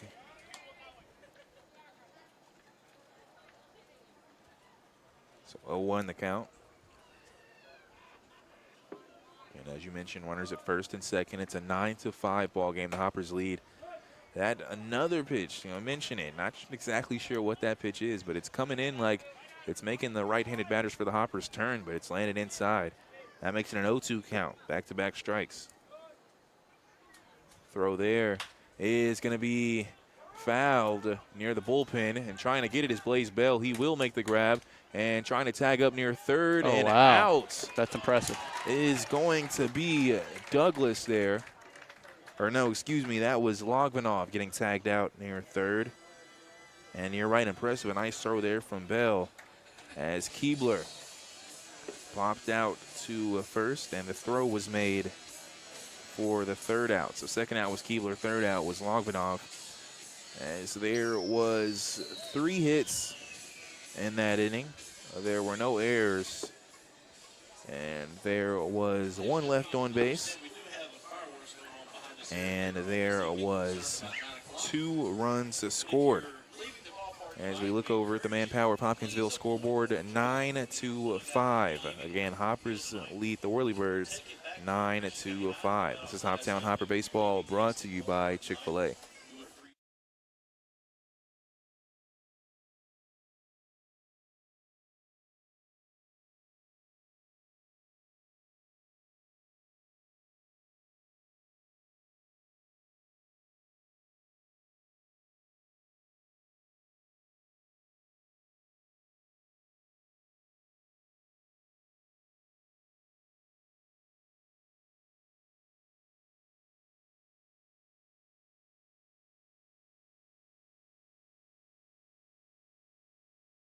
WHOP.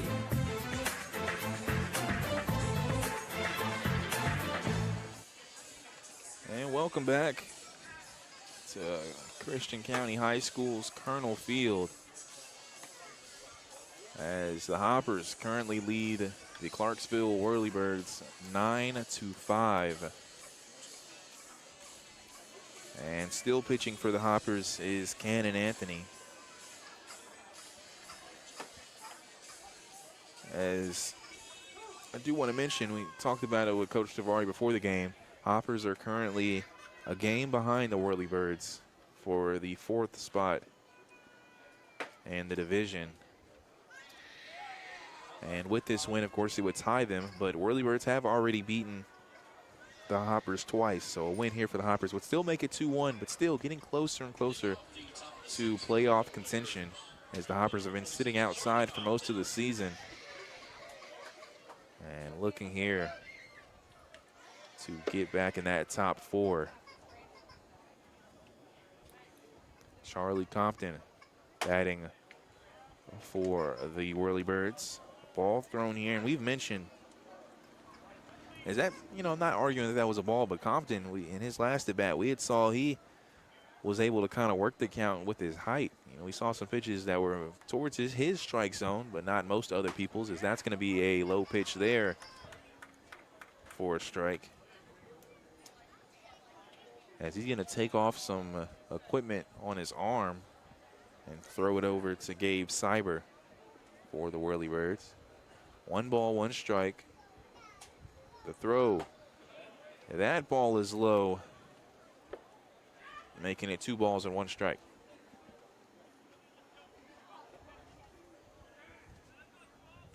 And 9-5.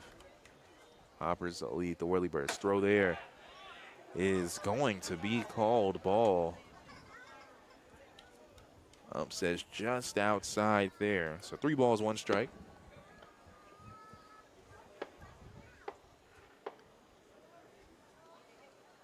The 3-1 to the lefty is too high. So Compton will walk to first for the 2nd time in a row. And now Gabe Cyber.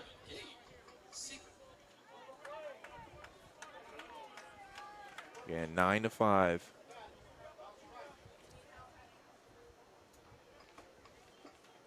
As Cyber was hit by a pitch in his last at bat, right in the back. Runner at first here. As that'll be too high for a ball once again. Most of these balls in the recent throws have been too high for Cannon Anthony.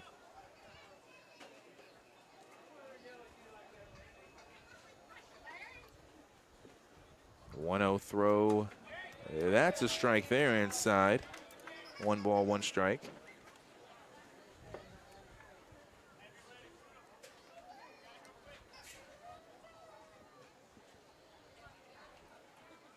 One the count. The throw is fouled behind home plate. It's 1 ball and 2 strikes now.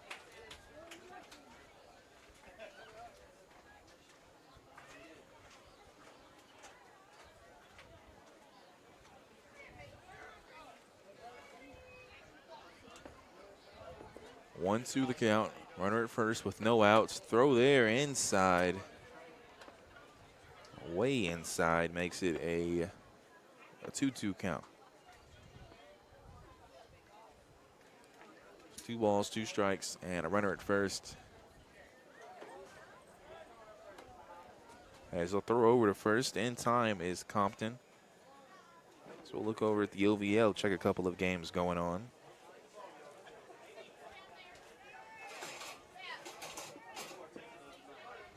It's a tie ball game between the Louisville Jockeys and Henderson Flash. At the top of the 7th inning, 4-4, as that'll be a fly ball near right field. And Estrada will get underneath it for the grab. And that's the first out. Now Merrick Carter will come to the plate.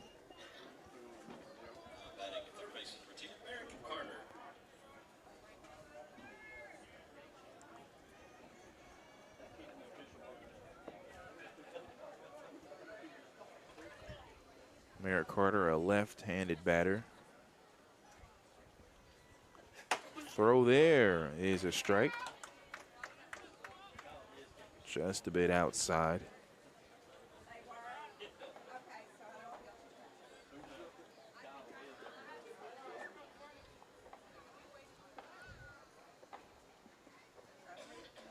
0-1 the count. That ball will be hit towards center field. Oliverio tracking that one down, and he'll make the grab. So going back to first will be Compton once again.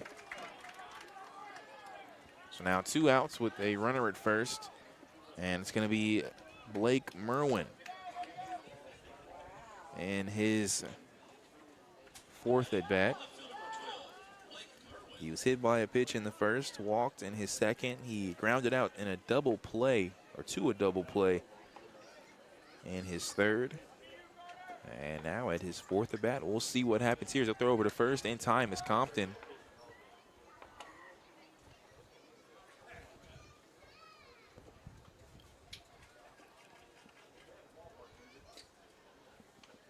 Again, 9-5 the score. Hoppers lead the Whirlybirds in the top of the 6th inning. The throw there as a bit of a fake steal there from Compton.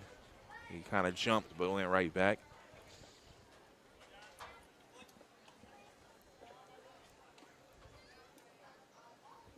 So 1 ball, no strike, and 2 outs here with the runner at first. The throw. Breaking ball too low. Makes it 2 balls and no strikes to Blake Merwin.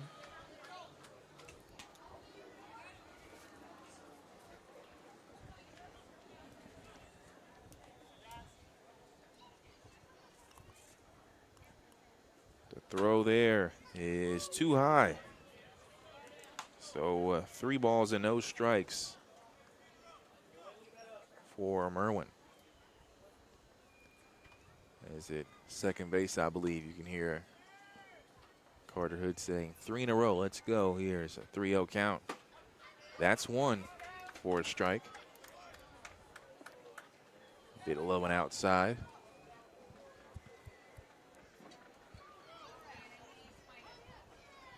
So 3 balls, 1 strike, and 2 outs here. The 4th throw is fouled behind home plate, so that makes the count full. Started at 3-0, we are now at 3-2. And a chance for the Hoppers to retire the Whirlybirds for the 5th inning.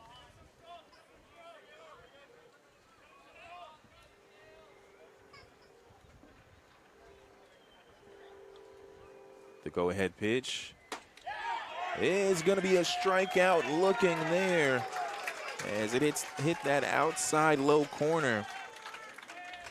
And that will do it, as there were no hits and no errors. There was 1 left on base and no runs scored. As checking the Manpower of Hopkinsville scoreboard. Looking for a job, visit Manpower on Fort Campbell in Hopkinsville today. Let them connect you with a great position where you can start tomorrow. 9-5. The Hoppers lead the Whirlybirds. This is Hoptown Hopper Baseball, brought to you by Chick-fil-A.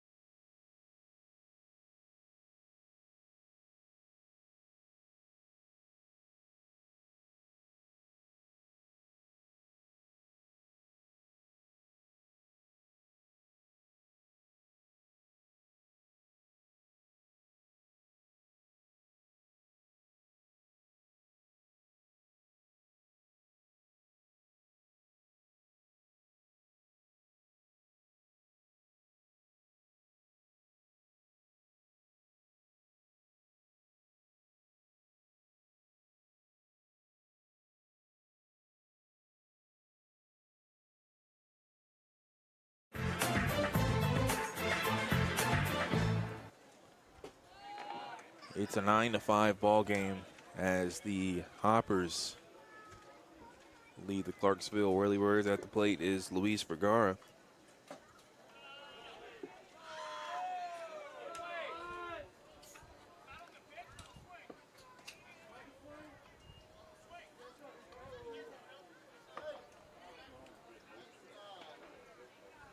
So 1 ball, 1 strike, as was a check swing. And that'll be an inside pitch. As Coach Davari had asked the umpire, was it on the pitch or the swing? I believe he said it was on the pitch. 2 balls, 1 strike, as that'll be a grounder towards short, and it hits the foot. The throw is not made as it hits the foot and goes to Sanchez Harris at second. And it was almost a low line drive, you could say, as it didn't hit the ground for a minute. And so we'll see how they rule that, whether it's a base hit or an error. It was a hard shot. I think they've already marked it as an error on the scoreboard. And they do mark it as an error on the shortstop. So Vergara is on base. And Oliverio at the plate. He will swing on that first pitch. It's fouled. It's the screen behind home plate on the right side. So 0-1 the count.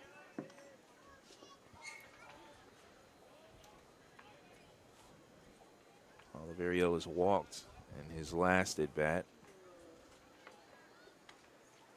The throw is going to be hit high towards the center field, and it will be caught. Caught in deep center field. And so going back to first will be Vergara. And outs will be Oliverio.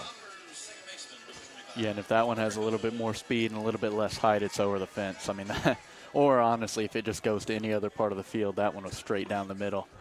A lot of power on that, but a lot of that hit straight up into the air.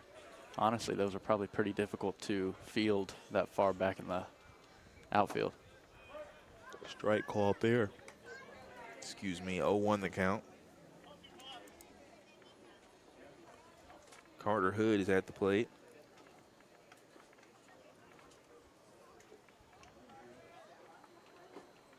That ball will be outside. Throwing over to first, as Vergara was good.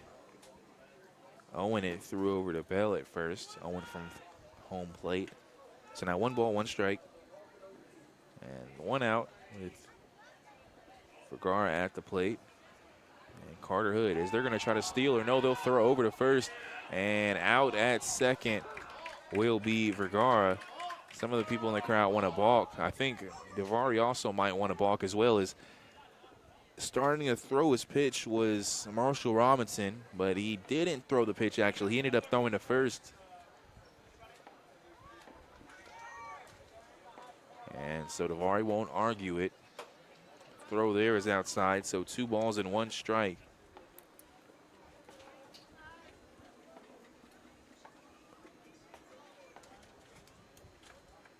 Carter Hood at the plate. That ball is too high there. So that makes it 3 balls and 1 strike.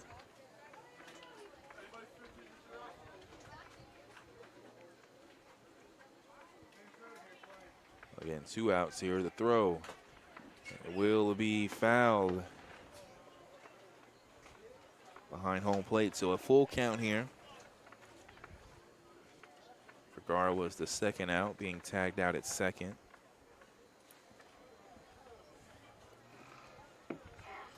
Full count with 2 outs. The throw is going to be outside, so a Hood will walk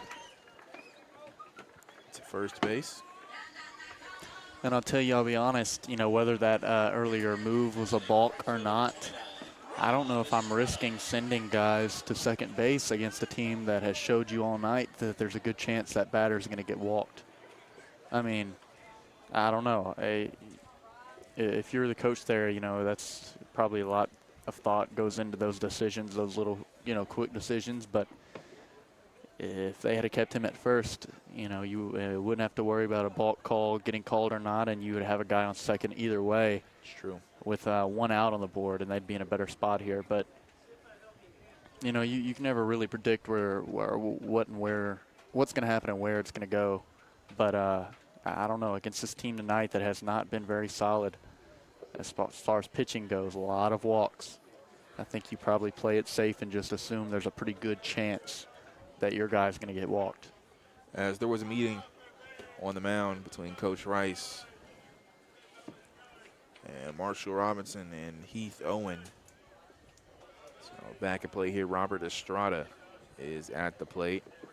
First throw is going to be a strike there, just a bit inside. So 0-1 the count.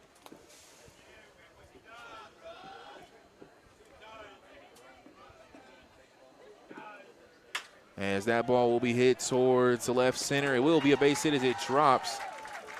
But staying at second will be Vergara. Or Carter Hood. Carter Hood, excuse me. And then you look in that scenario, that runner may come home, you know, if that runner was still there. So, I mean, again, can't predict it, but yeah, this team's pitching has not been very good. You might want to let your guys do the job for you. And there will be a meeting at the mound. Another one. Might have saw a player that just hit a home run in Van Hooser, and might be want to, maybe want to kind of, as they're going to take the baseball here.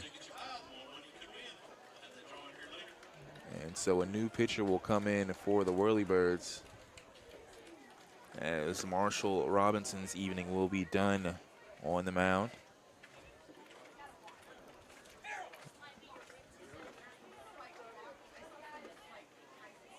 As we'll check and see what's to come for the new pitcher for the Whirlybirds. It is going to be a right-handed pitcher this time. So a new look once again for the Hoppers, but 9-5 is the score here. We'll come back with more bottom of the sixth action. It's runners at first and second with 2 outs for the Hoppers. This is Hopper Baseball, brought to you by Chick-fil-A.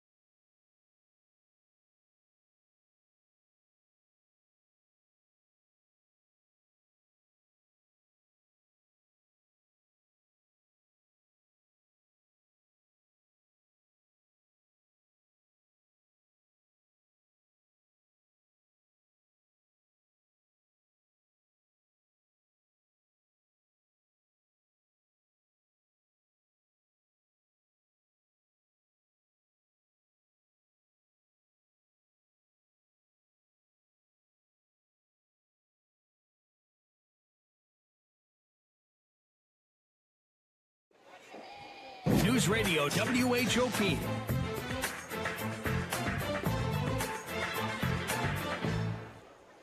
And welcome back here. As still in the bottom of the sixth inning, Tate Van Hooser has come to the plate. As that'll be a high fly ball, and actually more of a pop fly there to the shortstop for the Whirlybirds. So that will do it for the Hoppers, as they had 1 base hit. There was 1 error. There were 2 left on base and no runs scored. As we look over at the Manpower of Hopkinsville scoreboard, 9-5. And we just came back from commercial, so we're not going to do them like that. We'll go ahead and go over some things here. Even in this game, the Hoppers, a lot more hits now. You look at 6. At first it was the 2 there for a while. But, I mean, just seeing 2 home runs in general is a great look for the Hoppers. And I believe we'll actually probably will take a timeout because there's a new pitcher. So we'll let them warm up a bit. But as checking to see what pitcher that exactly is for the Hoppers. I believe it is Stephen Jones. It is Stephen Jones from UND. But just, I mean, still talking, the Hoppers have done, I feel like, a great job. I feel like these past couple of weeks, even in some of their losses, still managing to score runs here, not being shut out. This looks like a better ball team to me. What are your thoughts on this game? Well, yeah, I mean, as far as how they've been playing recently, they're definitely looking like a better team.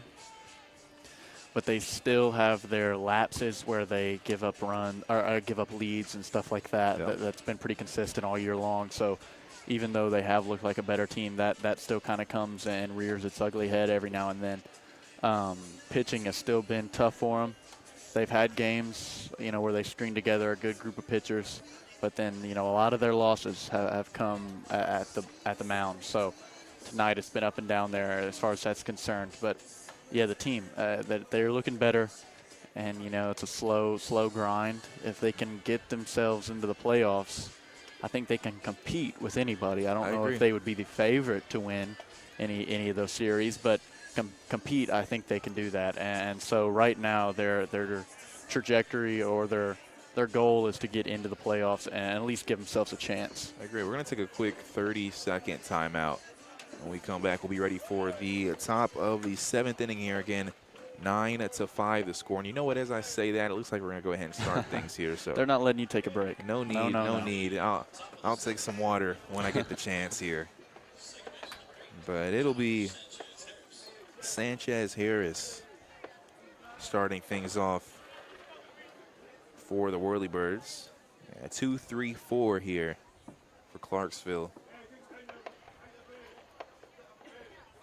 There's the throw there from Jones right down the middle, fastball for a strike. Yeah, and it looks like the Debo Park fireworks show has begun. They usually will have something over there. Didn't know they was so close to the Rough Park show that's going to be going on near the end of this game / after this game. But a lot of fireworks in the air right now, that's for sure. As now 1 ball, 1 strike after that ball is thrown. And the fireworks start at 9:15. So the goal is to be done by then for the Hoppers. In a decent position there to be close. Here in the top of the 7th, that breaking ball is outside. Well, if these last few innings roll like the last inning, which is the first one we've seen since the first inning with no runs scored for either team, then it'll be close. If we have another one of those innings like we saw there in the middle of the game, it's going to be tough to get out of here in time. Swing and a miss there. Nice fastball there from Stephen Jones. Makes it 2 balls and 2 strikes. Again, 9-5 is the score as the Hoppers lead the Whirlybirds. The Whirlybirds currently at bat with no outs. And a foul ball there to the screen in front of the bleachers by the first base dugout. And a nice scene here, as you see, you talked about the fireworks going on.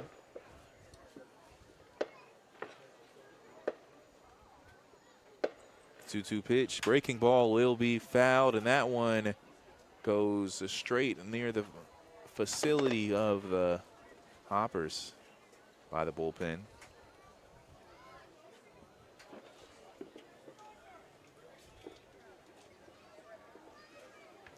Score update, the Muhlenberg County Stallions defeated the Madisonville Miners 10-5.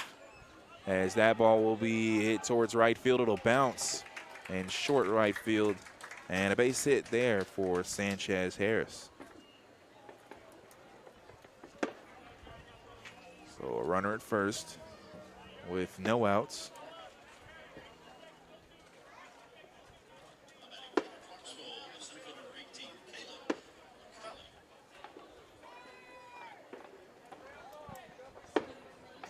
Now Caleb O'Kaley is at the plate. He is 0 for 3. He has struck out in every single one of his at-bats, swinging twice, looking once. As that first pitch is a ball.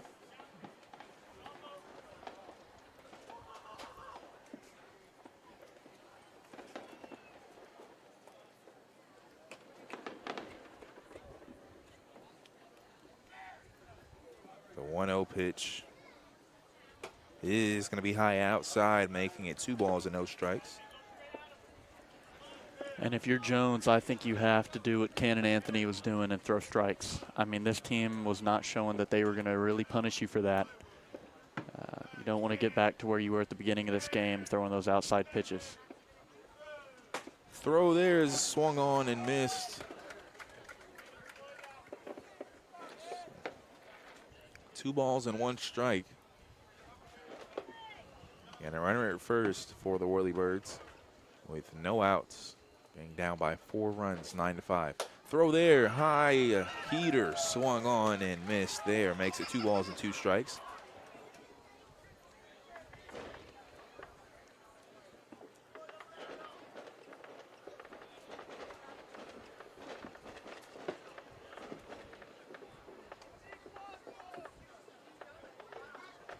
The 2-2 pitch as they're going to try to steal. The throw is made. It bounces, and that one was close. They will call the outs.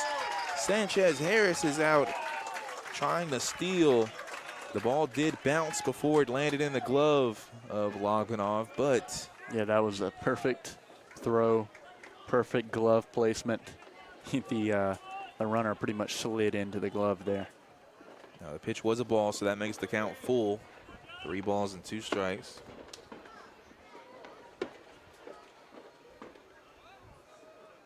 The throw is going to be fouled. That ball winding near the field, the road really, towards North Drive. Yeah, and if a car is going to get hit on that road any night, tonight is going to be the night that it happens. Because there is people coming in from all directions to see the fireworks show out here tonight, so a lot of traffic. And that will be an outside pitch for a walk. Fans don't like it, but from up here, it looked pretty outside for a walk. Now Blaze Bell is at the plate. As I had mentioned for Bell, before his last at-bat, in 65 at-bats, he had only been struck out. As I lost it. As that pitch will get past Keebler, advancing Mulcahy to a second. Seven times Bell had struck out, but Cannon Anthony did manage to strike him out.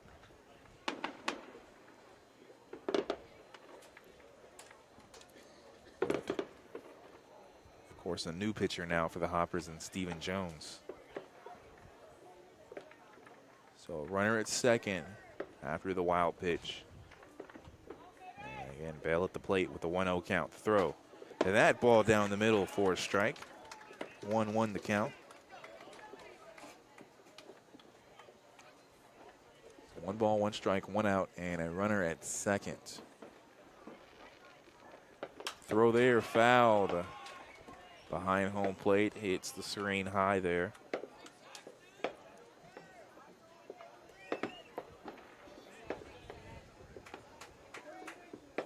Now 1 ball, 2 strikes. Again, 9-5.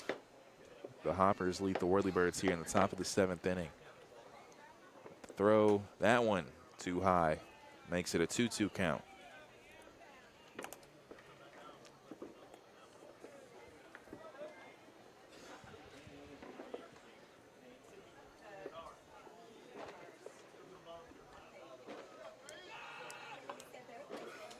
The 2-2 thrown, breaking ball will go towards right field, and that'll be a base hit, and it'll bring in a run from second, and it'll be a double there from Blaze Bell.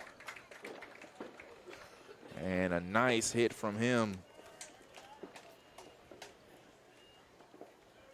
as that is his 7th double on the season. He now leads the Whirlybirds. So run does score, so now it's a 9-6 score as the Hoppers still lead, but now same position. Batter at the plate and a runner at second. It's Beeman now. He's 0 for 2. Check, swing, doesn't matter, called strike. Now no balls, 1 strike with 1 out. And again, Bell at second.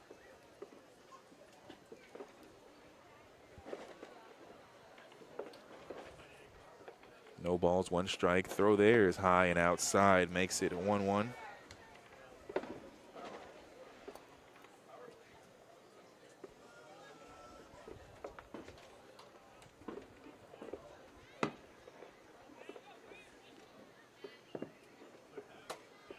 That pitch is going to be inside, so 2-1. Now the count.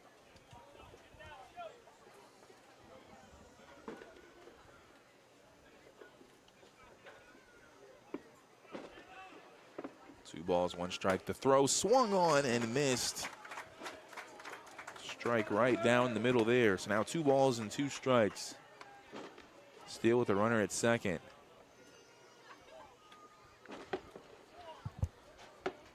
With the 1 out, the throw too high there. So that will fill the count up at 3 balls and 2 strikes. And Alec Beeman, the Tennessean, will try to reach base here.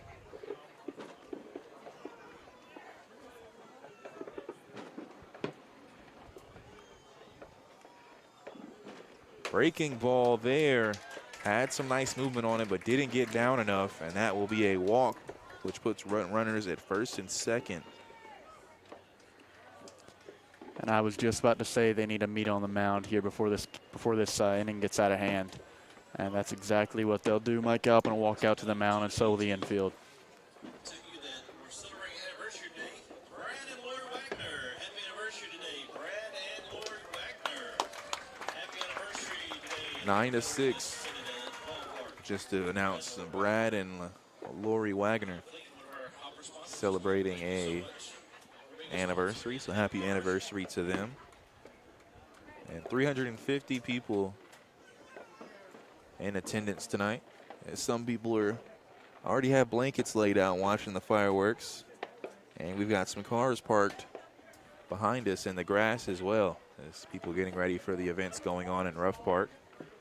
And so if you're driving too, might want to stay away from North Drive if you can in this area, unless you're coming to the fireworks show. But if you're not, then you might want to stay away due to the traffic and all the cars around. I will say, if you are looking for a place to watch the show once it gets started, I'm sure obviously at this point it's going to start before this game is over. If it's still going when this game finishes up, I believe you're allowed to sit on the outfield of the field. The throw is going to be low and outside. So 1 ball, no strikes. Still staying is Stephen Jones for the Hoppers. There is some action going on in the bullpen, though. Yeah, they have someone warming up. I will say, if he walks another batter here, they're probably going to have to take him out. Swing and a miss there. The throw over to first. The ball gets past man, Van Hooser there. And going to second and third will be Beeman and Bell. Throw there from Keebler. And you could kind of tell once that left his hand that was going to be trouble. Just in a rough position there for the first baseman to have to avoid the runner coming back and make that catch. Not able to do it, and now this situation is even stickier. And that'll be a foul ball as that one hits the roof of the Hoppers batting facility. So now 1 ball and 2 strikes with runners at second and third. And a 1 out. So the tying run is up to bat right now with 1 ball and 2 strikes. 9-6 the score. The throw. That ball is outside, but a nice job of Keebler getting past it, or in front of it, excuse me. So 2-2 the count. You mentioned 9:15 is when the fireworks show starts at Ruff Park, the red, white, and ooh event. The 2-2 count here. That ball will be grounded, and they'll make the throw over to first. It's caught. A run does score as Bell will come in. And staying at second is Beeman, and Owen grounds out.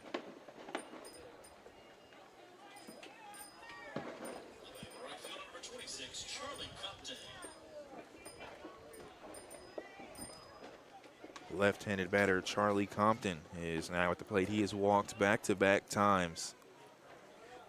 His first out was a line drive to Gavin Baxter at third. First pitch there is high and outside. So 1 ball, no strikes.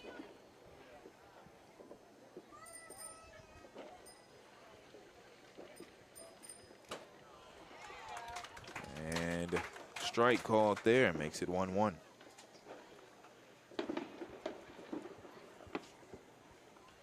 So 2 outs, a 9-7 ball game here.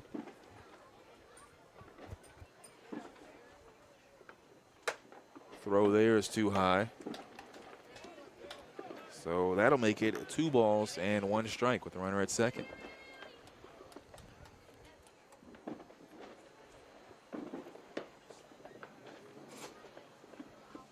The 2-1 pitch, that one is too high. So now once again, another high ball makes it a 3-1 count.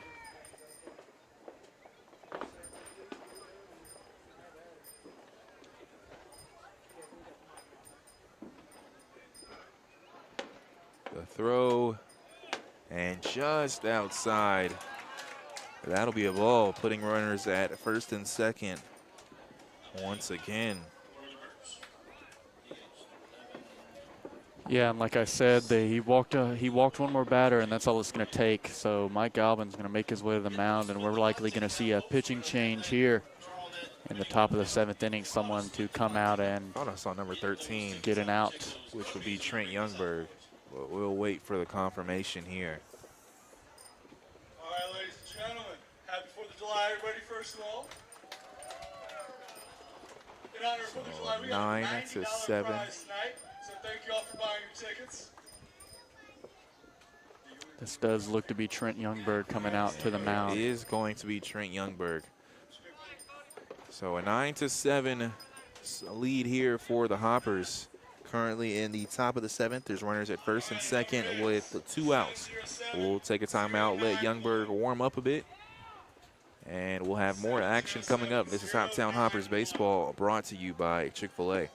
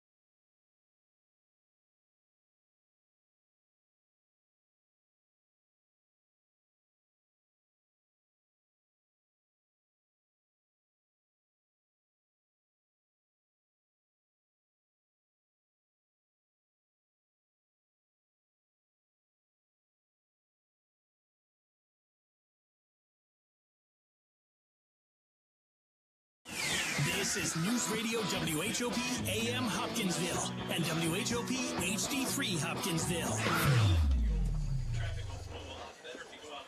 News Radio WHOP.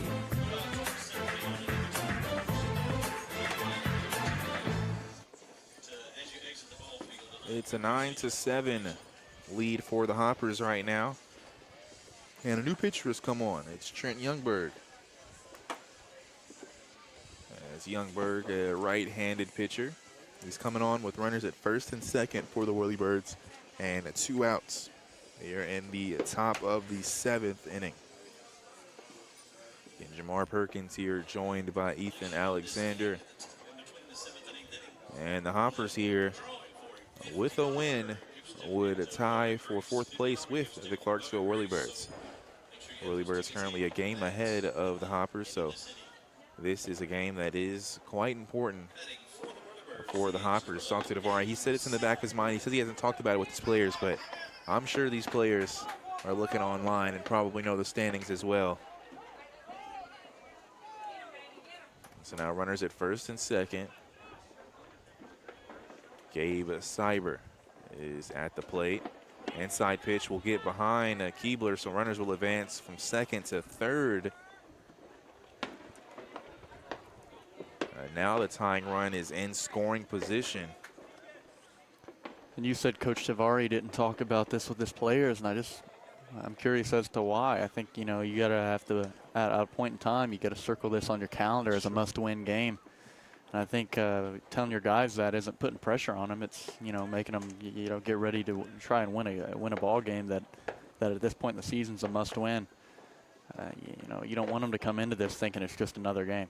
Time is called by Cyber, and he mentioned that was kind of the reason, you know, didn't want to kind of get in their heads and wanted them to treat it like any other game. So, I mean, in a sense, you think that they're trying to win any other game anyway. So I see both sides, though, and it still count 1-0. Runners at second and third. 9-7, Hoppers lead. The throw. That's a strike there, just a bit inside. Cyber, the designated hitter for the Whirlybirds tonight, also a local from Clarksville, Tennessee. Throw there, check swing. They'll say he didn't go. And that'll be a ball call. Looked like a bit of a crowding of the plate there with the check swing, but still, regardless, a ball call. 2-1 the count. That ball will be fouled, and after it's fouled, it'll hit Sieber, and I believe the right leg, as he'll walk that one off. Man, playing baseball can hurt. I say that from looking. Just the amount of balls off of bats hitting at home plate, getting hit by a pitch in general.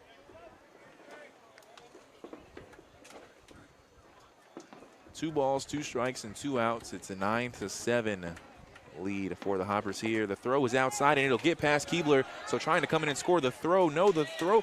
I believe the ball, either Keebler struggled to pick up the ball or it got almost kind of stuck there by the backstop. I assume it didn't get stuck, so I think the ball just got a little too loose, but a run does score. And so going to third base is Compton, and scoring is Alec Beeman. So now just a 1-run ball game. It's 9-8, and a different situation here with a full count and a runner at third base. Hoppers still with the lead here.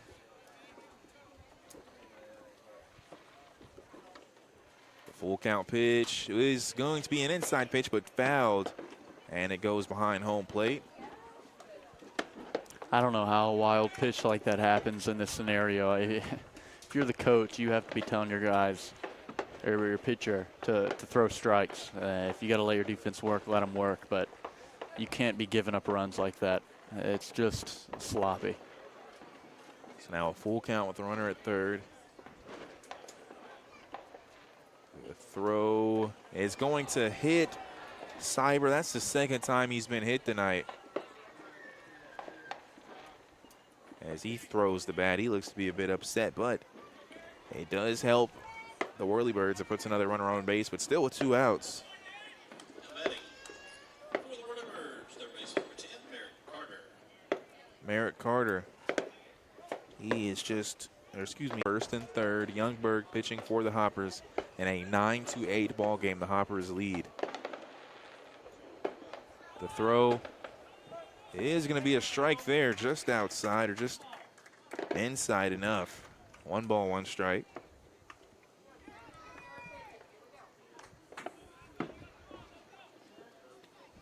One ball, 1 strike. Merritt Carter at the plate. The throw is going to be it's going to go out of here as that one goes, and it lands on the dugout of the Whirlybirds near third base. As ready for that ball, though, was Keebler. He jumped up from home plate to get that one, but unplayable there. Unless he's got Captain America hops. It's the only way he could have got that ball. 1 ball, 2 strikes, and 2 outs here.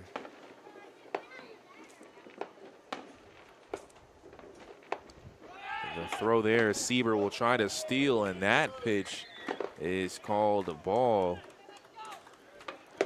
Looked good to me. It also looked good to me, but regardless, that makes it a 2-2 count. Keebler didn't want to make the throw to second, which was a smart move. So now runners at second and third with a 9-8 ball game. The 2-2 pitch is going to be outside. And now a full count to Merritt Carter with the 2 outs and runners at second and third. Big pitch here as the Hoppers do not want to give up this lead. The throw is going to be fouled. As a weird play there. I believe it was fouled, hit home plate, and kind of had a roll to it as well. Looked like a bunt coming off of the bat as it went towards first base.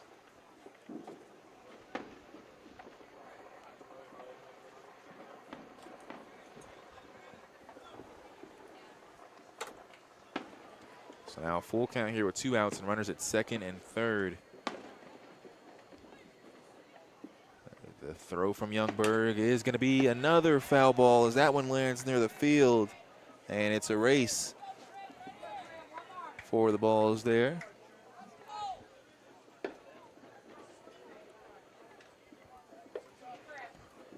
Youngberg's thrown about 15 pitches. Just into his pitch count. The throw here, and that one goes past Carter, and now trying to come and score. The throw will be made.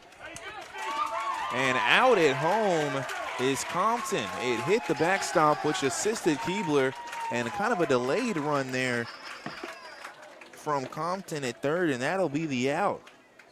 As Carter was walked, but the run does not score. Hoppers catch a break as we head towards the 7th inning stretch. Want to recap that inning, though, as there was just one hit. There was no errors, and there were 3 left on base, and 3 runs scored. 3 runs scored as we head to the 7th inning stretch, which is brought to you by Chick-fil-A. Visit them today on Fort Campbell Boulevard and download the Chick-fil-A app for on-the-line ordering. 9-8 is the score as we head to the bottom of the 7th, as the Hoppers will look to try to get some insurance runs as they will send their 8, 9, and 1 batters. That's Gavin Baxter, Artie Logvanov, and Reed Douglas. This is Hoptown Hopper Baseball, brought to you by Chick-fil-A.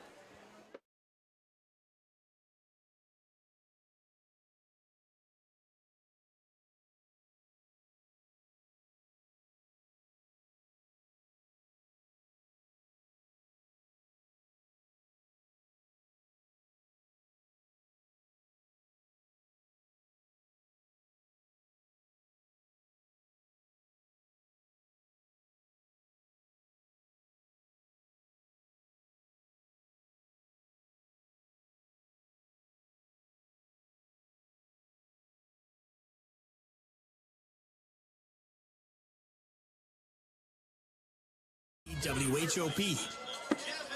And perfect timing here as Gavin Baxter will come to the plate, as he is 0 for 1 on the day. Was walked twice and popped out to second base and his last at bat. First pitch is a strike called there.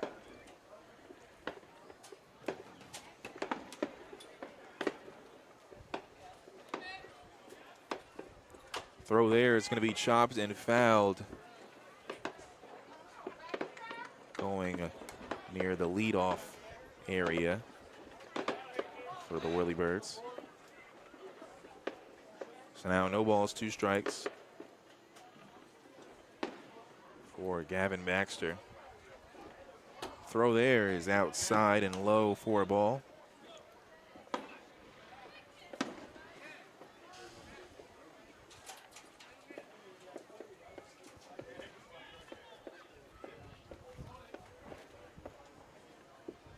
So now 1 ball, 2 strikes.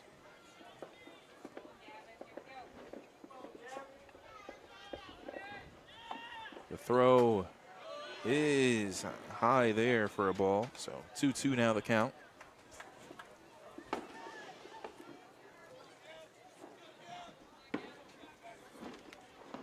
The 2-2 pitch. That ball will be grounded towards third. It's fielded and thrown. It'll bounce.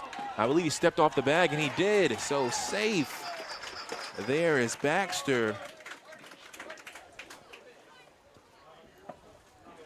And a nice job from Gavin Baxter to run out the throw there.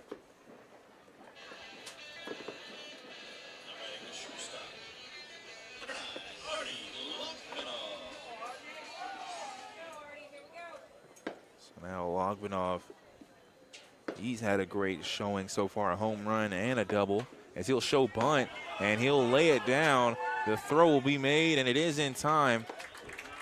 And staying at second is Baxter after advancing from the bunt.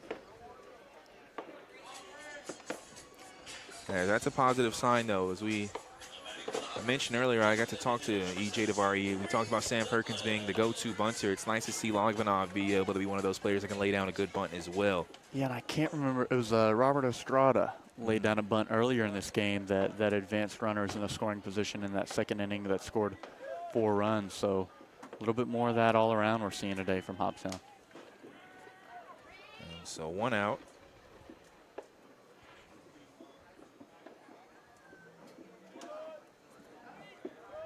A 1-0 count to Reed Douglas.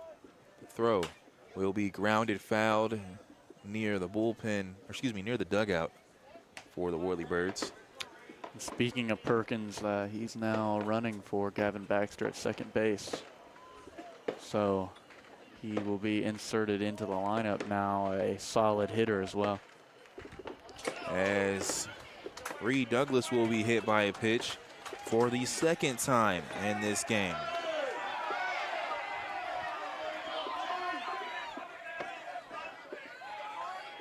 As it seems that there is some extracurricular activity going on, or chatting, should I say, between the dugout and the pitcher for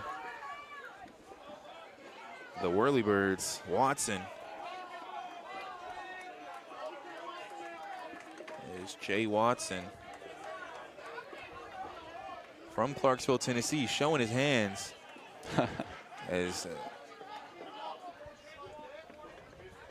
Ethan, you might have got a better look at that than me. Did you necessarily see? I mean, it was a hit by pitch. I know Reed Douglas has been hit by pitch twice today. Different pitcher, though. Different pitcher. I don't know. I don't know if he said anything to the pitcher, but he definitely looked at the pitcher. The pitcher then approached Reed as he went to first base, and kind of they exchanged some words. I think DeVarie asking for him to be thrown out, because I don't think you are supposed to approach or leave the mound and approach the runner. Even if you do exchange words, I don't think you can make a move towards the runner, or towards the batter. So I think that's what DeVarie's talking to these umpires about here. But hey, I don't mind it. It gives you a little bit of something new to be interested in. You know, sit here watch a 9-inning baseball game. Sometimes it's nice to have some theatrics. Might have woke up some fans a bit. As I see a fan right now looking over in the area, kind of smiling a bit. The fireworks show has started at Ruff Park. If you didn't hear that over the microphone, it is 9:15, and they reminded us that it is 9:15. Throw there inside for a strike. So John Keebler is at the plate as we had that brief intermission. It's a balk. It's a balk. Yeah, he dropped the ball. And looks like Reed Douglas is clapping it up for the pitcher now. Oh, man. The fans are letting them hear it.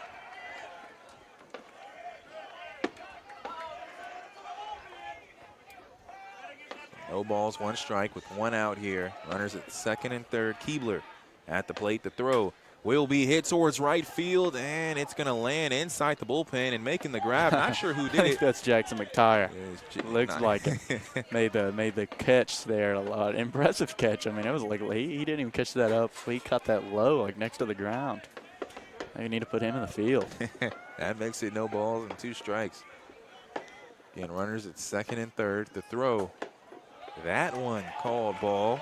A couple of Whirlybirds fans don't like that one. It looked like it was inside for a strike.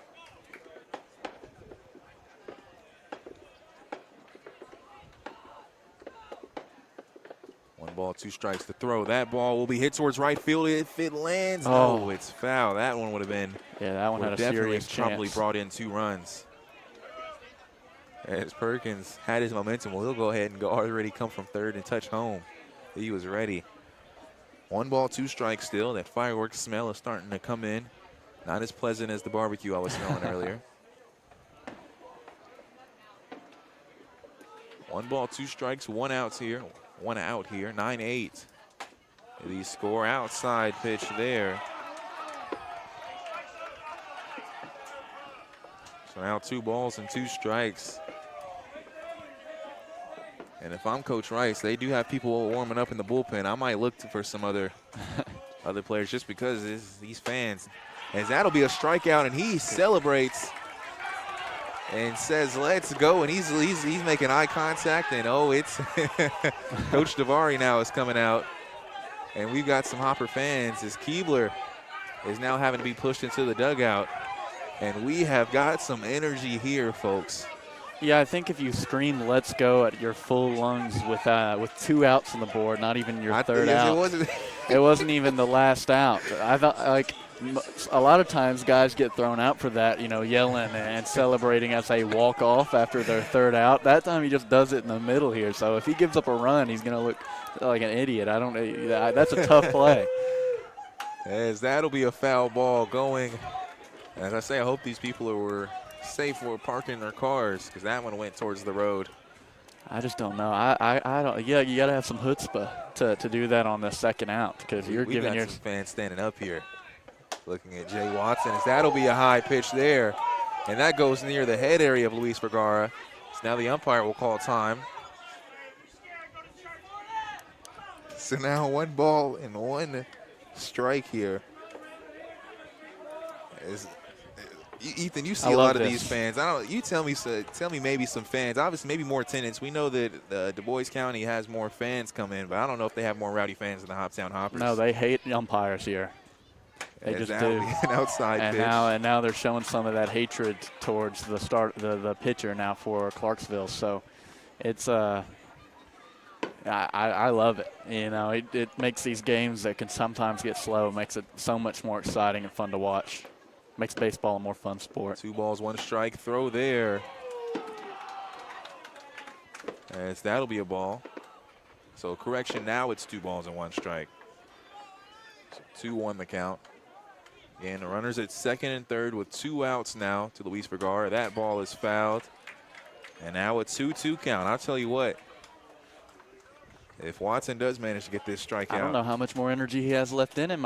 He might start celebrating, but he used a lot of his energy reserves on that second out. He might not. He may have blew out a vocal cord screaming after that. Trying to make that not happen. That'll be an outside pitch. So now a full count, and after every single ball thrown, he's here. And it's almost like in basketball when an opposing player will touch the ball. You hear automatic boos every time that Watson throws a ball. He's hearing it, and he will hear it if he walks this batter, Luis Vergara. The 3-2 pitch is going to be a walk. And you can hear the ovation from the fans. We have yeah, and he's complaining about it, but that's an outside pitch. And I think all 4 of those balls were balls, and he threw a couple pretty strikes in there too. I mean, that was an outside pitch. As fireworks starting to become more rampant. And Oliverio already with multiple home runs in the year. Now, what kind of moment would it be if he could hit one right here? It would be the fireworks going off in the background. Sometimes you say that figuratively. It'd be literally in this case. As that pitch is a strike there.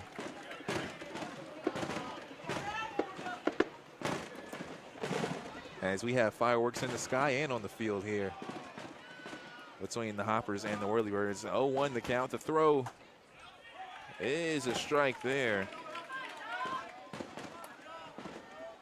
So now no balls and 2 strikes.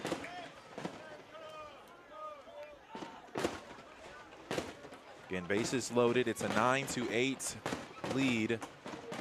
And that'll be an outside pitch for a ball. So now 1-2 the count. As some fans have turned around trying to watch both here, the fireworks behind us and the field in front. 1-2 the count. The throw is going to be a chopper. It's going to be grabbed, and they're just going to tag out Douglas. So that will do it. And some words as well.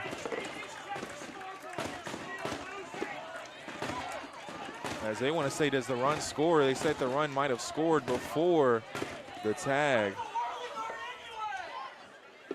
Perkins, it wasn't they didn't throw somebody out. They tagged Reed Douglas with the glove, and Perkins is saying he made it to home plate before Douglas was tagged. And so I don't think there's going to be any talks between the umpires. They're not chatting right now.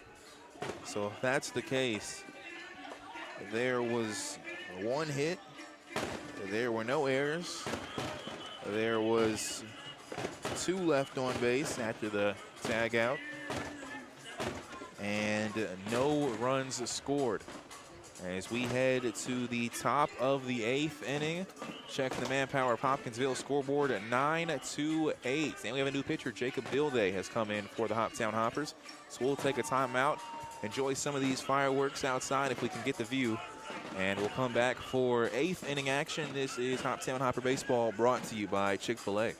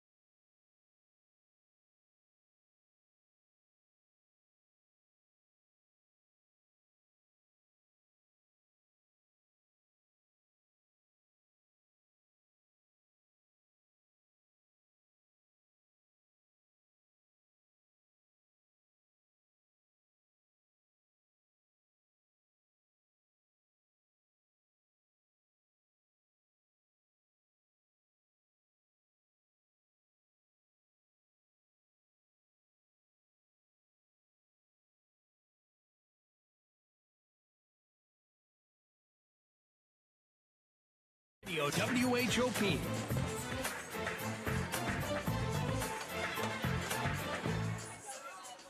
And we have a tight one here on the 4th of July. It's 9-8 as the Hoppers currently lead the Clarksville Whirlybirds.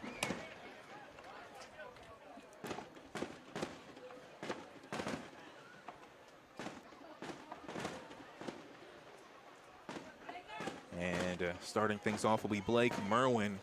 He is also the leadoff hitter.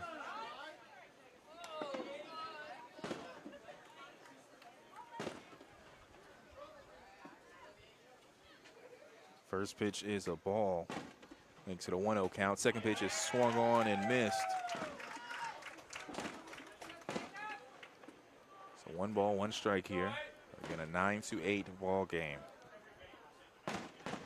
Hoppers trying to move up in the division with this win.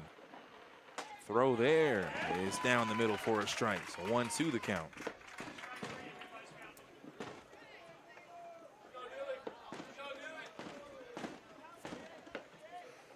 The 1-2 pitch, that one is low. And it'll be a ball, so 2-2 the count.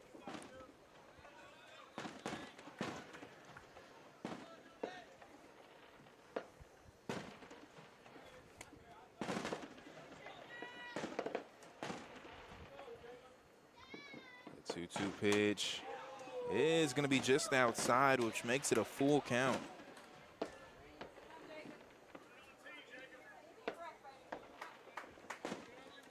So a 3-2 count here to the left-handed batter, Blake Merwin, who is 0 for 2 on the day. That throw, that's a hit towards left field, and it'll be caught in the left field by Luis Vergara.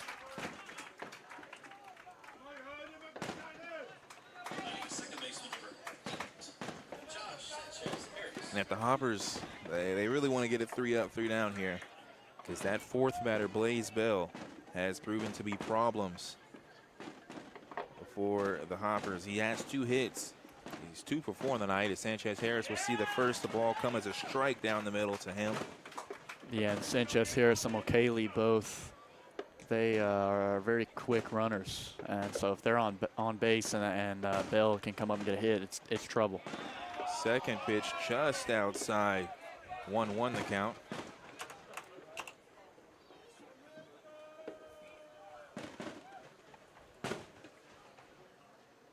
The 1-1 pitch is low and outside. That's a ball for sure. So 2-1 the count.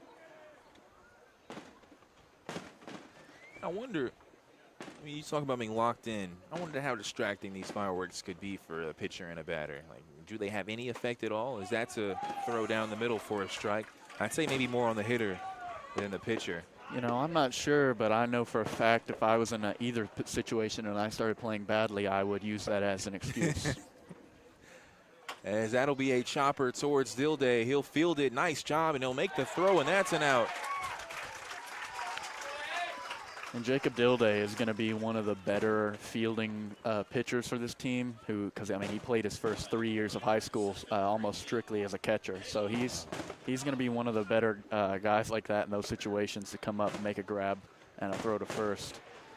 And so, you know, you sometimes get nervous with pitchers in those situations. Dilday's pretty solid in fielding situations. So 2 outs here. That ball will be fouled. Too close to my vehicle, but I think we're safe. So no balls, 1 strike. Again, we're in the top of the 8th inning here with 2 outs, and it's a 9-8 ball game as Hoppers lead. That'll be a shot towards left field. That has some distance to it, and that is gone. Home run there, as I believe he might have pointed to the Hoppers dugout. That's Caleb Mulcahy, and we have a tied ball game here. If he didn't point to the Hoppers, he made eye contact. Yeah, and you'll give it to him too. I mean, he's played awful all night tonight, and then he hits that shot right there. So, you know, good job for him to get himself back in the game. As a run will score, and a couple of fans are upset at the umpires for not doing anything about Mulcahy kind of talking to the dugout. And I know you mentioned this is actually going to be a pinch hitter. We talked about Blaze Bell that much, but this is actually going to be a new hitter, Detwiller, which if I'm looking at the stats correctly, I think I remember seeing his name as being one of the best hitters, and he is second on this team, and actually not second, but one of the better hitters on this team, a .341 batting average, another left-handed batter. He is coming to this ball game. Throw there, fouled straight near your face, Ethan, but yeah, of course the screen there is there to protect you. Yeah, those always look weird coming at you, because I mean that screen's blocking you about 10 feet in front of you. It still looks like it's 2 feet in front of your face. 0-1 the count. We have a tie ball game here. Inside pitch to Detwiller.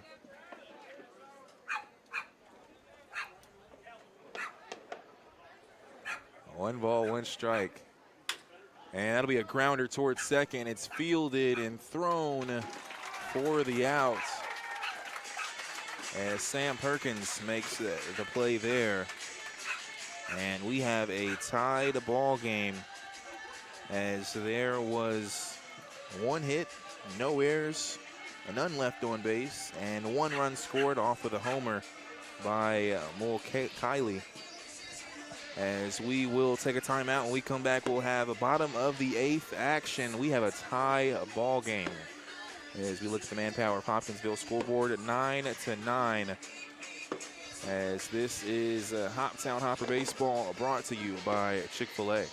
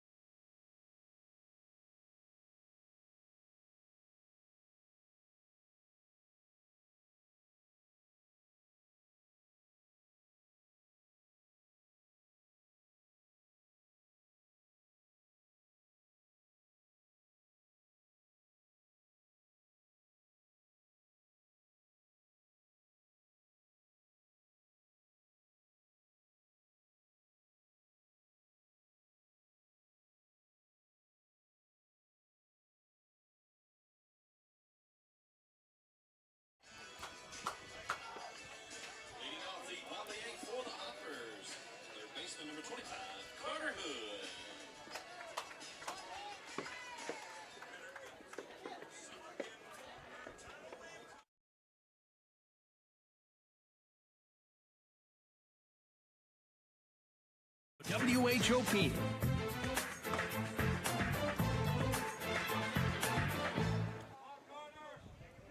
Nine to 9 is the score. Apologize for the technical difficulties. As we are back here, it haven't missed much. It's just one pitch thrown. And it's back-to-back strikes now. The first one was a strike. Second one is a strike looking there. So now 0-2 the count. And that's a foul ball behind home plate. So the count remains the same. No balls and 2 strikes to Carter Hood at the plate. 9 to 9 a ball game. As that's a swing and a miss and a strikeout. As Robert Estrada is now up to bat. He had the double back in the 5th inning. With this game being tied now 9 apiece, I mean, the Hoppers have given up 2 4-run leads in this game. They have to win this game.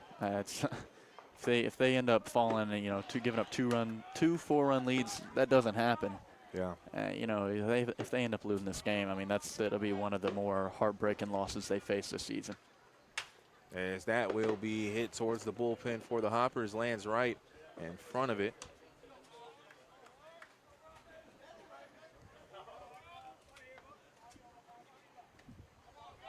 So no balls, 2 strikes here. The throw is going to be grounded towards second. It's fielded by Sanchez Harris, thrown over to first to Ditwiller, and that is the out there, second out.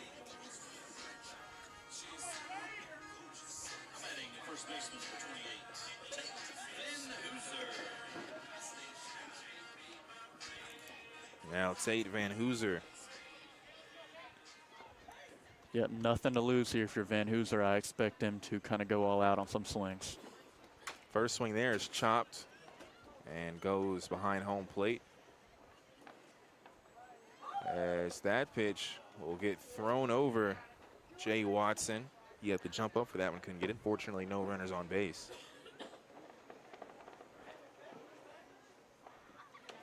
So no balls, 1 strike.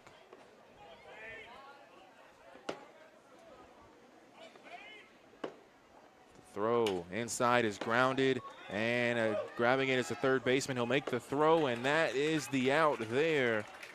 Nice job from Carter at third. And that will do it for the Hoppers in the 8th inning. It was 3 up, 3 down, as there were no hits, no errors, none left on base, and no runs scored. As we look over at the Manpower of Hopkinsville, a scoreboard. Looking for a job, visit Manpower on Fort Campbell Boulevard in Hopkinsville today. Let them connect you with a great position where you can start tomorrow. The score is still tied up 9 to 9. We head to the top of the 9th inning. This is Hoptown Hopper Baseball, brought to you by Chick-fil-A.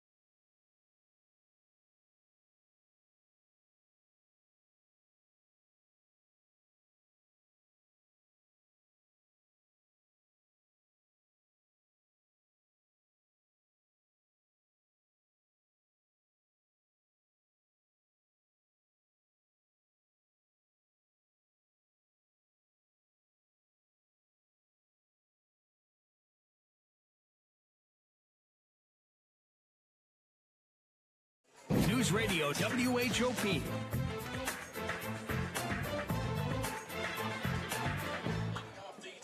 And welcome back. In the top of the 9th inning, game has reached about an hour and 10 minutes here. Or 3 hours and 10 minutes. Thank you. Yeah. I had to do some quick mental math myself after that one. I was like, feels like a lot longer. I went into the sports broadcasting for school because I couldn't do math. As that'll be a hit towards right field, near right center. It will land. Trying to go for two is Alec Beeman, and he will get there. And the first pitch he saw, swung for the fence there and got the double. And so now a nice position here if you're the Whirlybirds. Yeah, and I mean, something about Dilday is he's not going to fool around and throw a lot of outside pitches. He likes to throw strikes, but that's 2 hits, big hits now against him. The big home run that had no doubt about it, and that a big double there. So these batters have kind of figured out that these are most likely coming down the strike zone. Showing bunt and making the bunt there is Heath Owen. So advancing to third, the throw will be made, and it can't. That good of a bunt. Dilday could not make that throw. His bunt near third base, and going to third base was Beeman, and a bunt single there from Owen. Yeah, he did a good job of not showing bunt until the very end. They weren't expecting it. So now runners at first and third, and Charlie Compton will be at the plate. He has walked 3 back-to-back times. The left-handed batter. Now runners at first and third. It's a tie ball game at 9 runs apiece. The throw is fouled behind home plate. So an 0-1 count. On deck for the Whirlybirds is Gabe Cyber.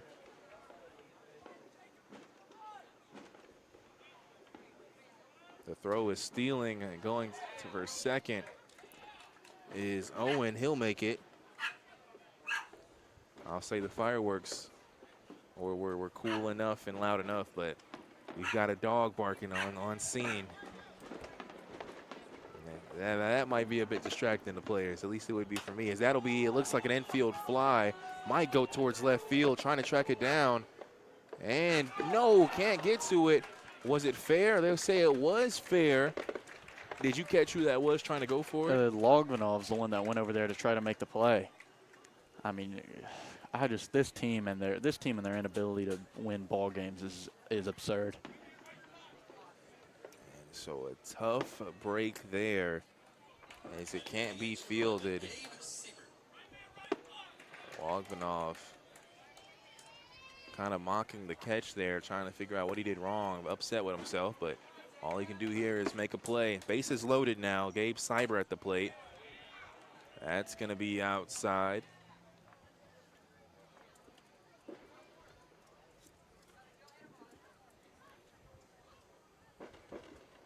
Throw there, also low and outside. Can't start walking them now.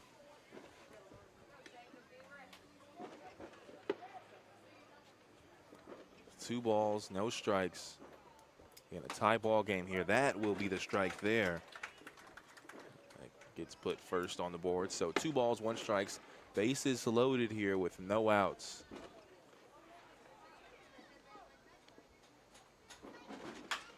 The shot there will be towards right field. Tracking it down is Estrada. He makes the grab. He'll try to turn around and make the throw.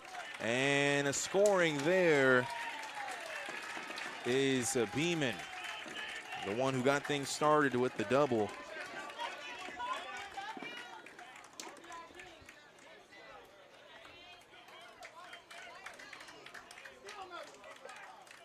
And 10-9 is the score as the Whirlybirds have taken the lead against the Hoppers.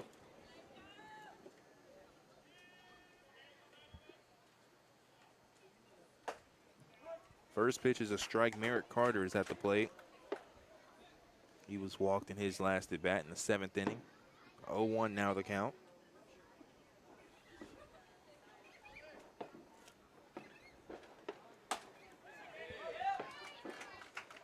And second pitch is called a strike.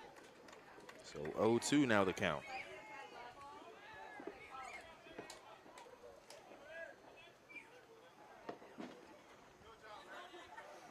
So 1 out here Runners at first and third. Throw there is low.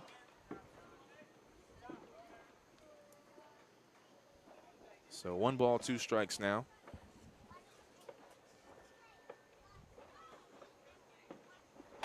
Inside pitch there.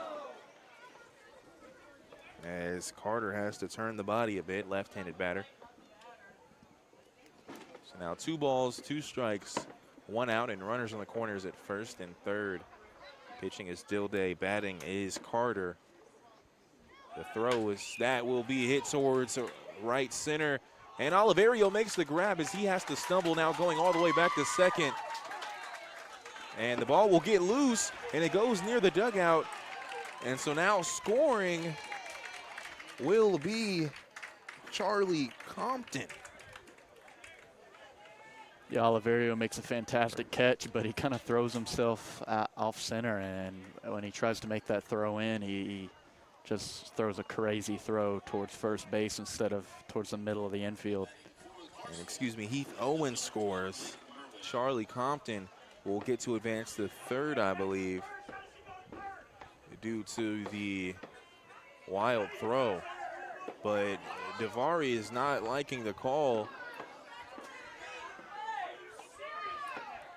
as the umpire is trying to explain it. He believes that it should be second minimum.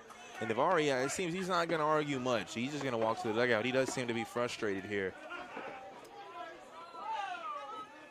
as I think he is walking back to the dugout because they're going to have a meeting. Well, I mean, even the runner stopped at second base. The runner didn't go to third base there, so.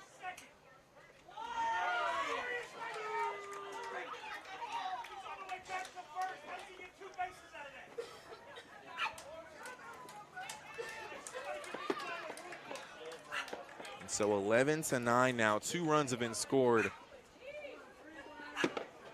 by the Whirlybirds.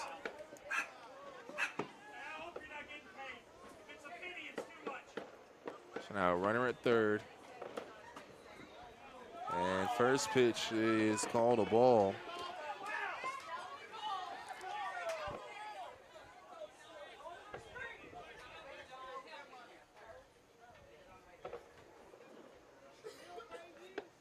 So 1-0.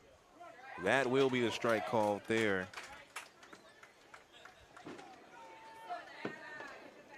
It's 2 outs here, 1 ball, 1 strike.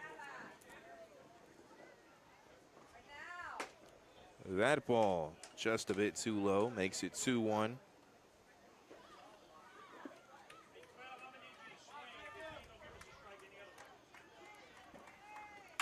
As that will be hit towards right center field, and that will be a 2-run homer from Blake Merwin. As he started off, he was 0 for 3 in that, and he gets the home run to right center field. And when it rains, it pours for the Hoppers. As now 13-9 is the score here.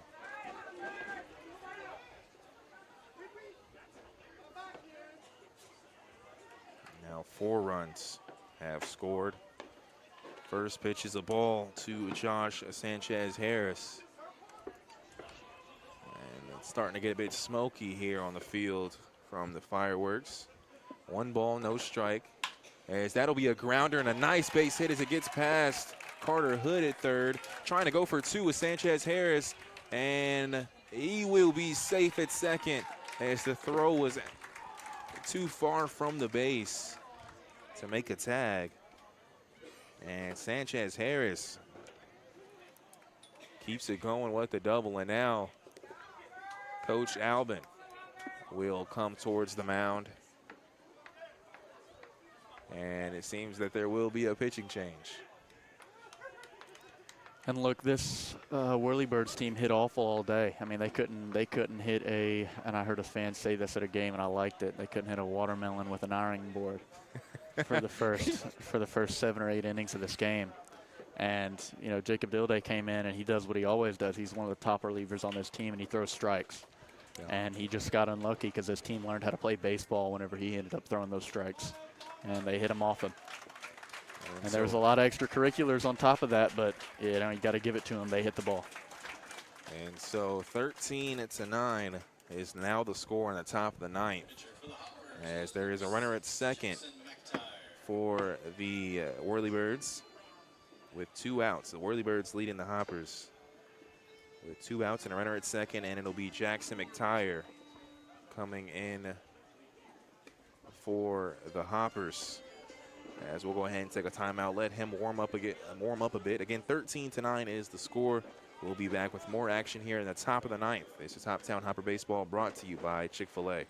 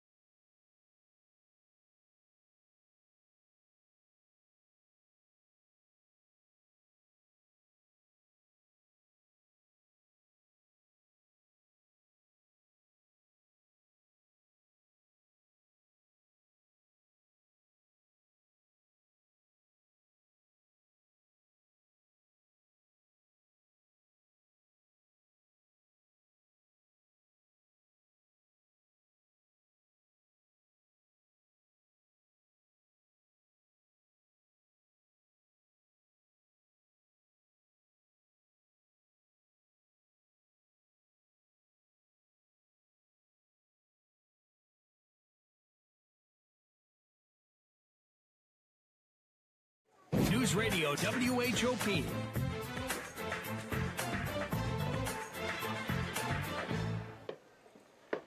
Welcome back. It's a 13-9 score here, as the Whirlybirds are leading the Hoppers. And at the plate here, it'll be Caleb Mulcahy, as he hit the home run back in the last inning to tie this ball game up. And he also let the Hoppers know it too. It's a runner at second with 2 outs. The throw, as that ball goes straight to the screen, as the ball got a bit loose there. I mean, that's an understatement, going straight to the screen. That almost, that was a very high throw there. And so the wild pitch will advance Sanchez Harris to third. So now 1 ball, no strike. Throw there is a high again. They'll throw over, and sliding in is Sanchez Harris. He'll score. It was another pitch, just got away from McTire there.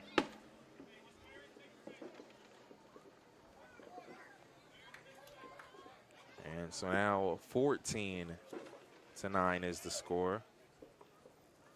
And it's a 2-0 count.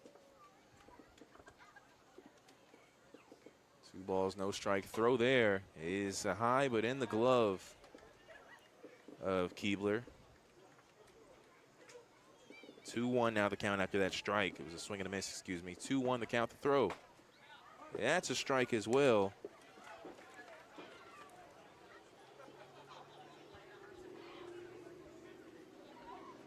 So now a 2-2 the count, and that'll be a ball, which fills the count at 3 balls and 2 strikes.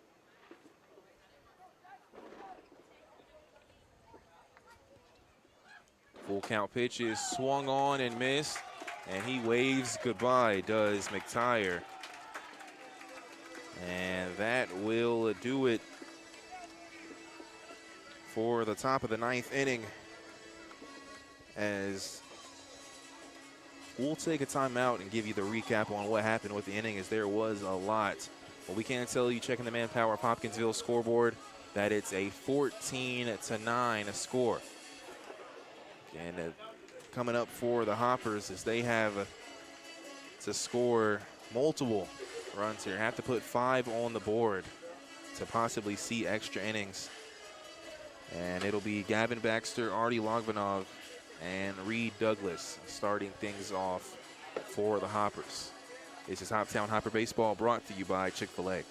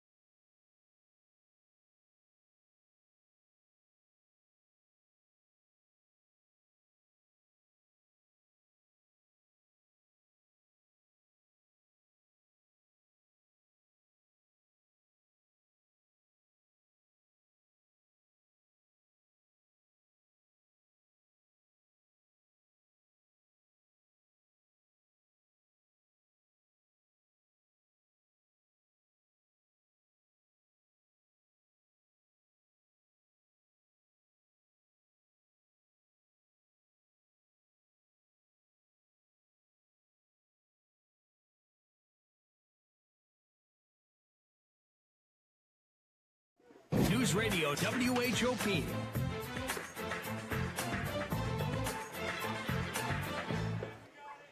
Welcome back here. And the bottom of the ninth inning, it's a 14-9 affair as the Whirlybirds lead the Hoppers. Hoppers up to bat. And first pitch was a fouled chopper by Sam Perkins. And an 0-2 count here.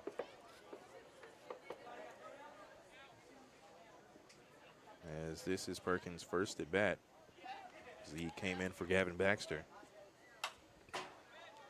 As he'll foul there. Stays alive.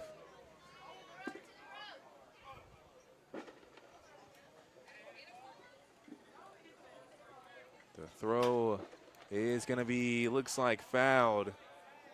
And it will land right outside the fence near right field. So 0-2 remains the count. And 14-9. Hoppers need to score at least 5 runs to stay alive. 6 would win the game. As that pitch is near Perkins' head, he has to duck for it. Now 1 ball, 2 strikes.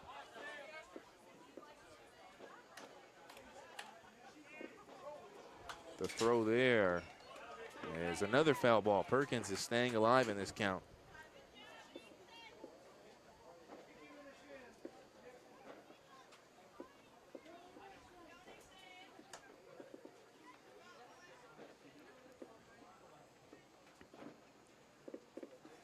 So 1-2 the count, 14-9 the score. Sam Perkins is staying alive here, multiple foul balls. As that one high there will even the count out at 2 balls and 2 strikes.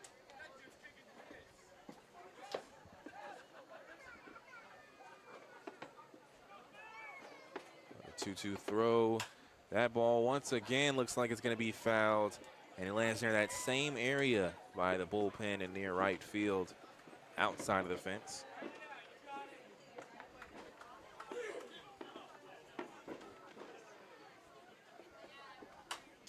And another foul ball. Perkins is making the pitcher work. You like to see that. Very, very good at bat, no matter the outcome of it right now. 6 foul balls in this count. As that will be a grounder towards the shortstop. It's picked up, thrown, it bounces, and it is an out.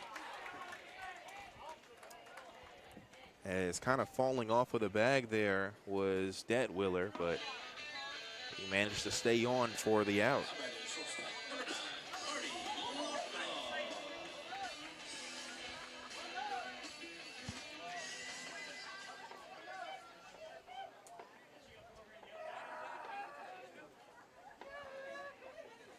As there is 1 out here, and Artie Logvinov has come to the plate.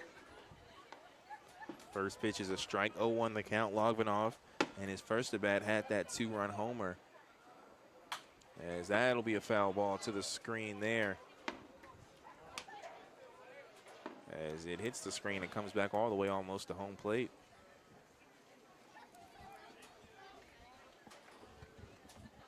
So 1 out here. Hoppers have 2 remaining to manage to get at least 5 runs, the 14-9 ball game. The throw here is outside and gets past Owen, the catcher for the Whirlybirds. So now 1 ball and 2 strikes.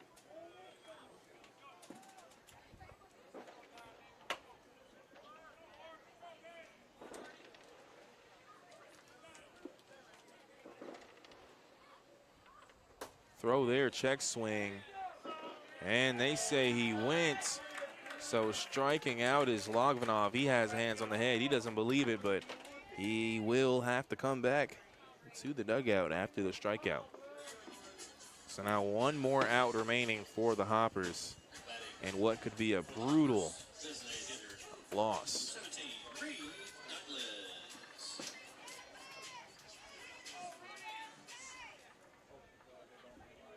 As you mentioned it, Hoppers had a total of 2 4-run leads in this game.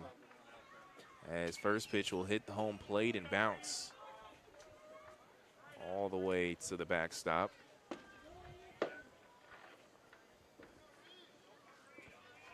One ball, no strike. It's been 4 errors for each of these teams in this game. As that'll be another ball call, just a bit too low there.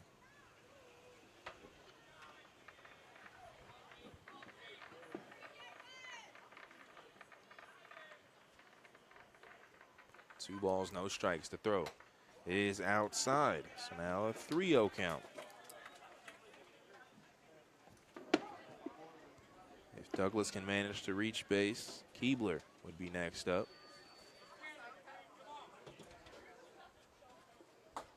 That'll be a strike down the middle.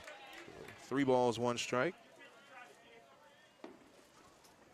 That one down the middle.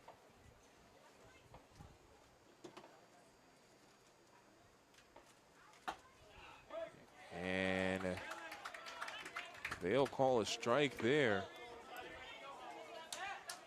As the count, I believe, was off. They were 3-1 now, the count. Now it's 3-2. Full count. Douglas had approached first base. Throw there is low and outside, so he will be able to go to first base after the walk. So Hoppers stay alive here. And now John Keebler will come to the plate.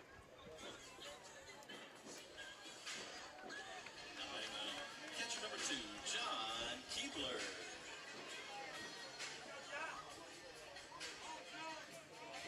As Keebler, the right-handed batter, is looking to bring some action here for the Hoppers in this bottom of the 9th. First pitch is a strike, outside, 0-1 the count.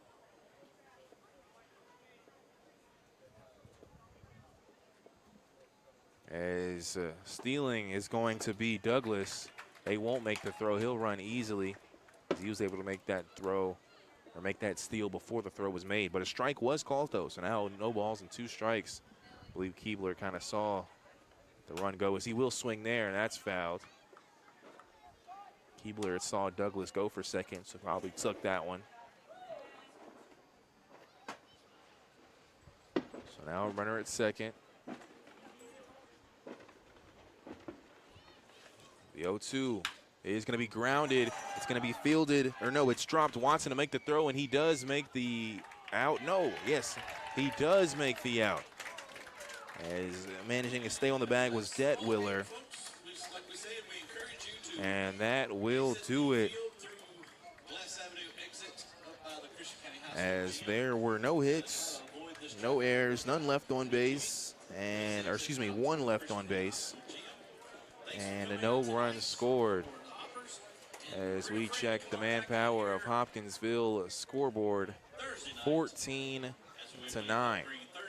The Whirlybirds take down the Hoptown Hoppers in what was a tough loss for the Hoppers. As we'll go ahead and take a timeout and discuss things here on our post-game show. And 14-9 is the score. We'll be back with more action here. This is Hoptown Hopper Baseball, brought to you by Chick-fil-A.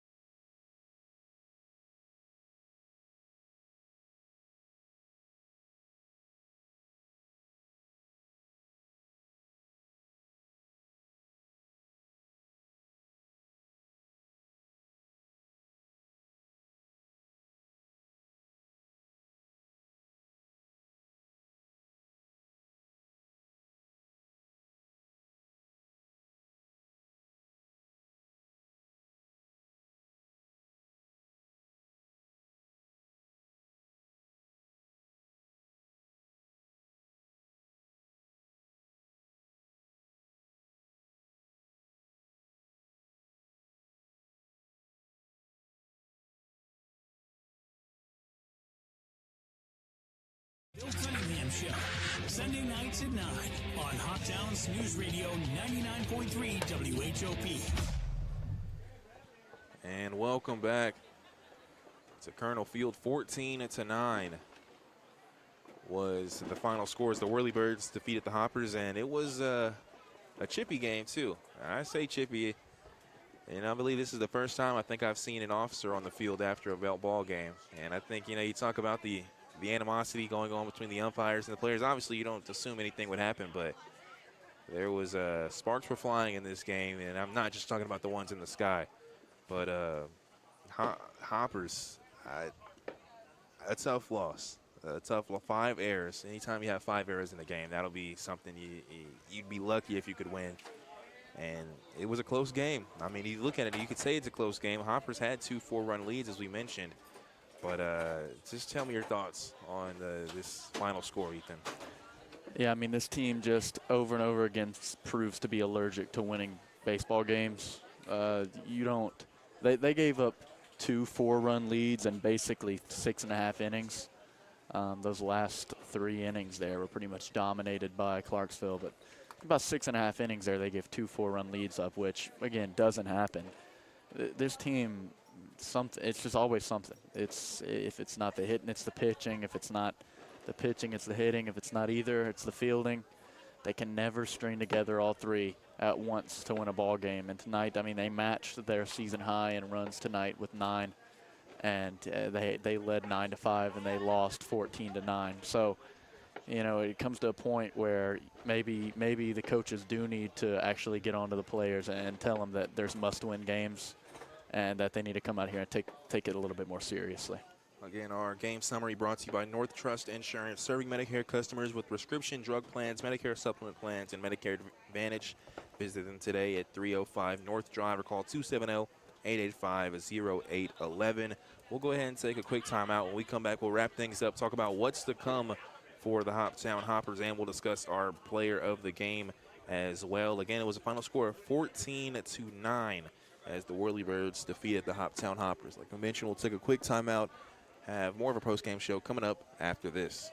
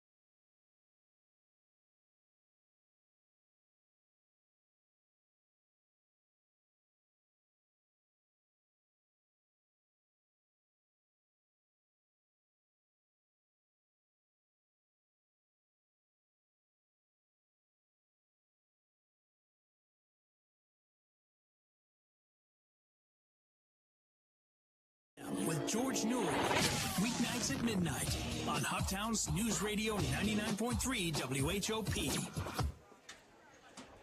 Our player of the game is brought to you by Skyline Animal Clinic and Oak Grove Animal Hospital, who supports all the area schools, athletes, and students. Skyline Animal Clinic has been your source of veterinary care for small animals since 1956. Call them today for all your pets' veterinary needs. Ethan, I always leave it up to you. Player of the game, there were a couple players that, you know, had a couple of hits, and you look at it, but who's your player of the game tonight?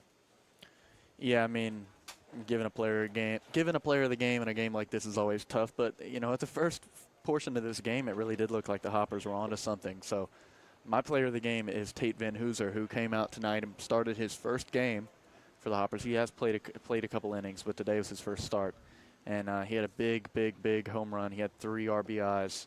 And he was solid at first base all day. And, you know, you looked around, there was a lot of errors today. He was one of the players that did not have any of those errors. So good offense and good defense from Van Hooser today. So in his first start as a Hopper, he's our player of the game. And to mention, too, you talk about the errors. And if it wasn't for the errors, probably would have been the player of the game. But I had to shout out Artie Logbinoff as an honorable mention. He also had a home run. It was another 2-run home run. And he also had a double in this game as well. But it was on the field. He struggled a bit. But the Hoptown Hoppers once again lost to the Clarksville Whirlybirds 14-9 tonight. And a fun matchup on this July the 4th. But I want to talk about what's coming up for the Hoptown Hoppers. Now, I'll leave it up to you as far as tomorrow. What's going on for the Hoppers? Hoppers are playing a doubleheader in Du Bois County, and I'll be honest with you, I haven't been given times for either of those games. I don't know if they're playing it by ear on when those games are going to start or not, but that's a far drive. This team's probably going to leave out of Hoptown pretty early tomorrow. Doubleheader in Du Bois County, and both of those games will be up on our YouTube channel on Hoptown Hoppers TV. So if we can't get an exact time on those, I'm sure they'll be posted on social media tomorrow. So I've got 4:15 for the first game and 6:30 for the second. Now, I will say both of those games, because it is a doubleheader, will be 7-inning games. So that may be a little bit of a late start time for the first one, but we shall see. But both of those games will be streamed live on Hoptown Hoppers TV tomorrow. And if the times do change, just make sure to check in on social media and see if anything has changed. And if you have a schedule like me and kind of see the rest of the week and say, oh, no more home games for the Hoppers this week, well, that is incorrect. The Bowling Green Pistons, they don't have a field to play on, so all of their games are away. So we were supposed to go on the road to take on the Bowling Green Pistons. Well, we're going to play it right here at Colonel Field Thursday. So that'll be a 6:30 start time with a 6:15 pregame show on News Radio 99.3 FM, 12:30 a.m. WHOP. Again, Hoppers back in action at home will be this Thursday against the Bowling Green Pistons. And I want to go ahead and wrap things up here as once again 14-9 was the final score. But I want to say thank you to all those who helped with the broadcast. Bruce Smiley, Jeff Sisk, thank you to them for all the work that they put in. And for Ethan Alexander, Jamar Perkins saying happy 4th of July, and want to, as always, remind you to call your loved ones and tell them go Hoppers.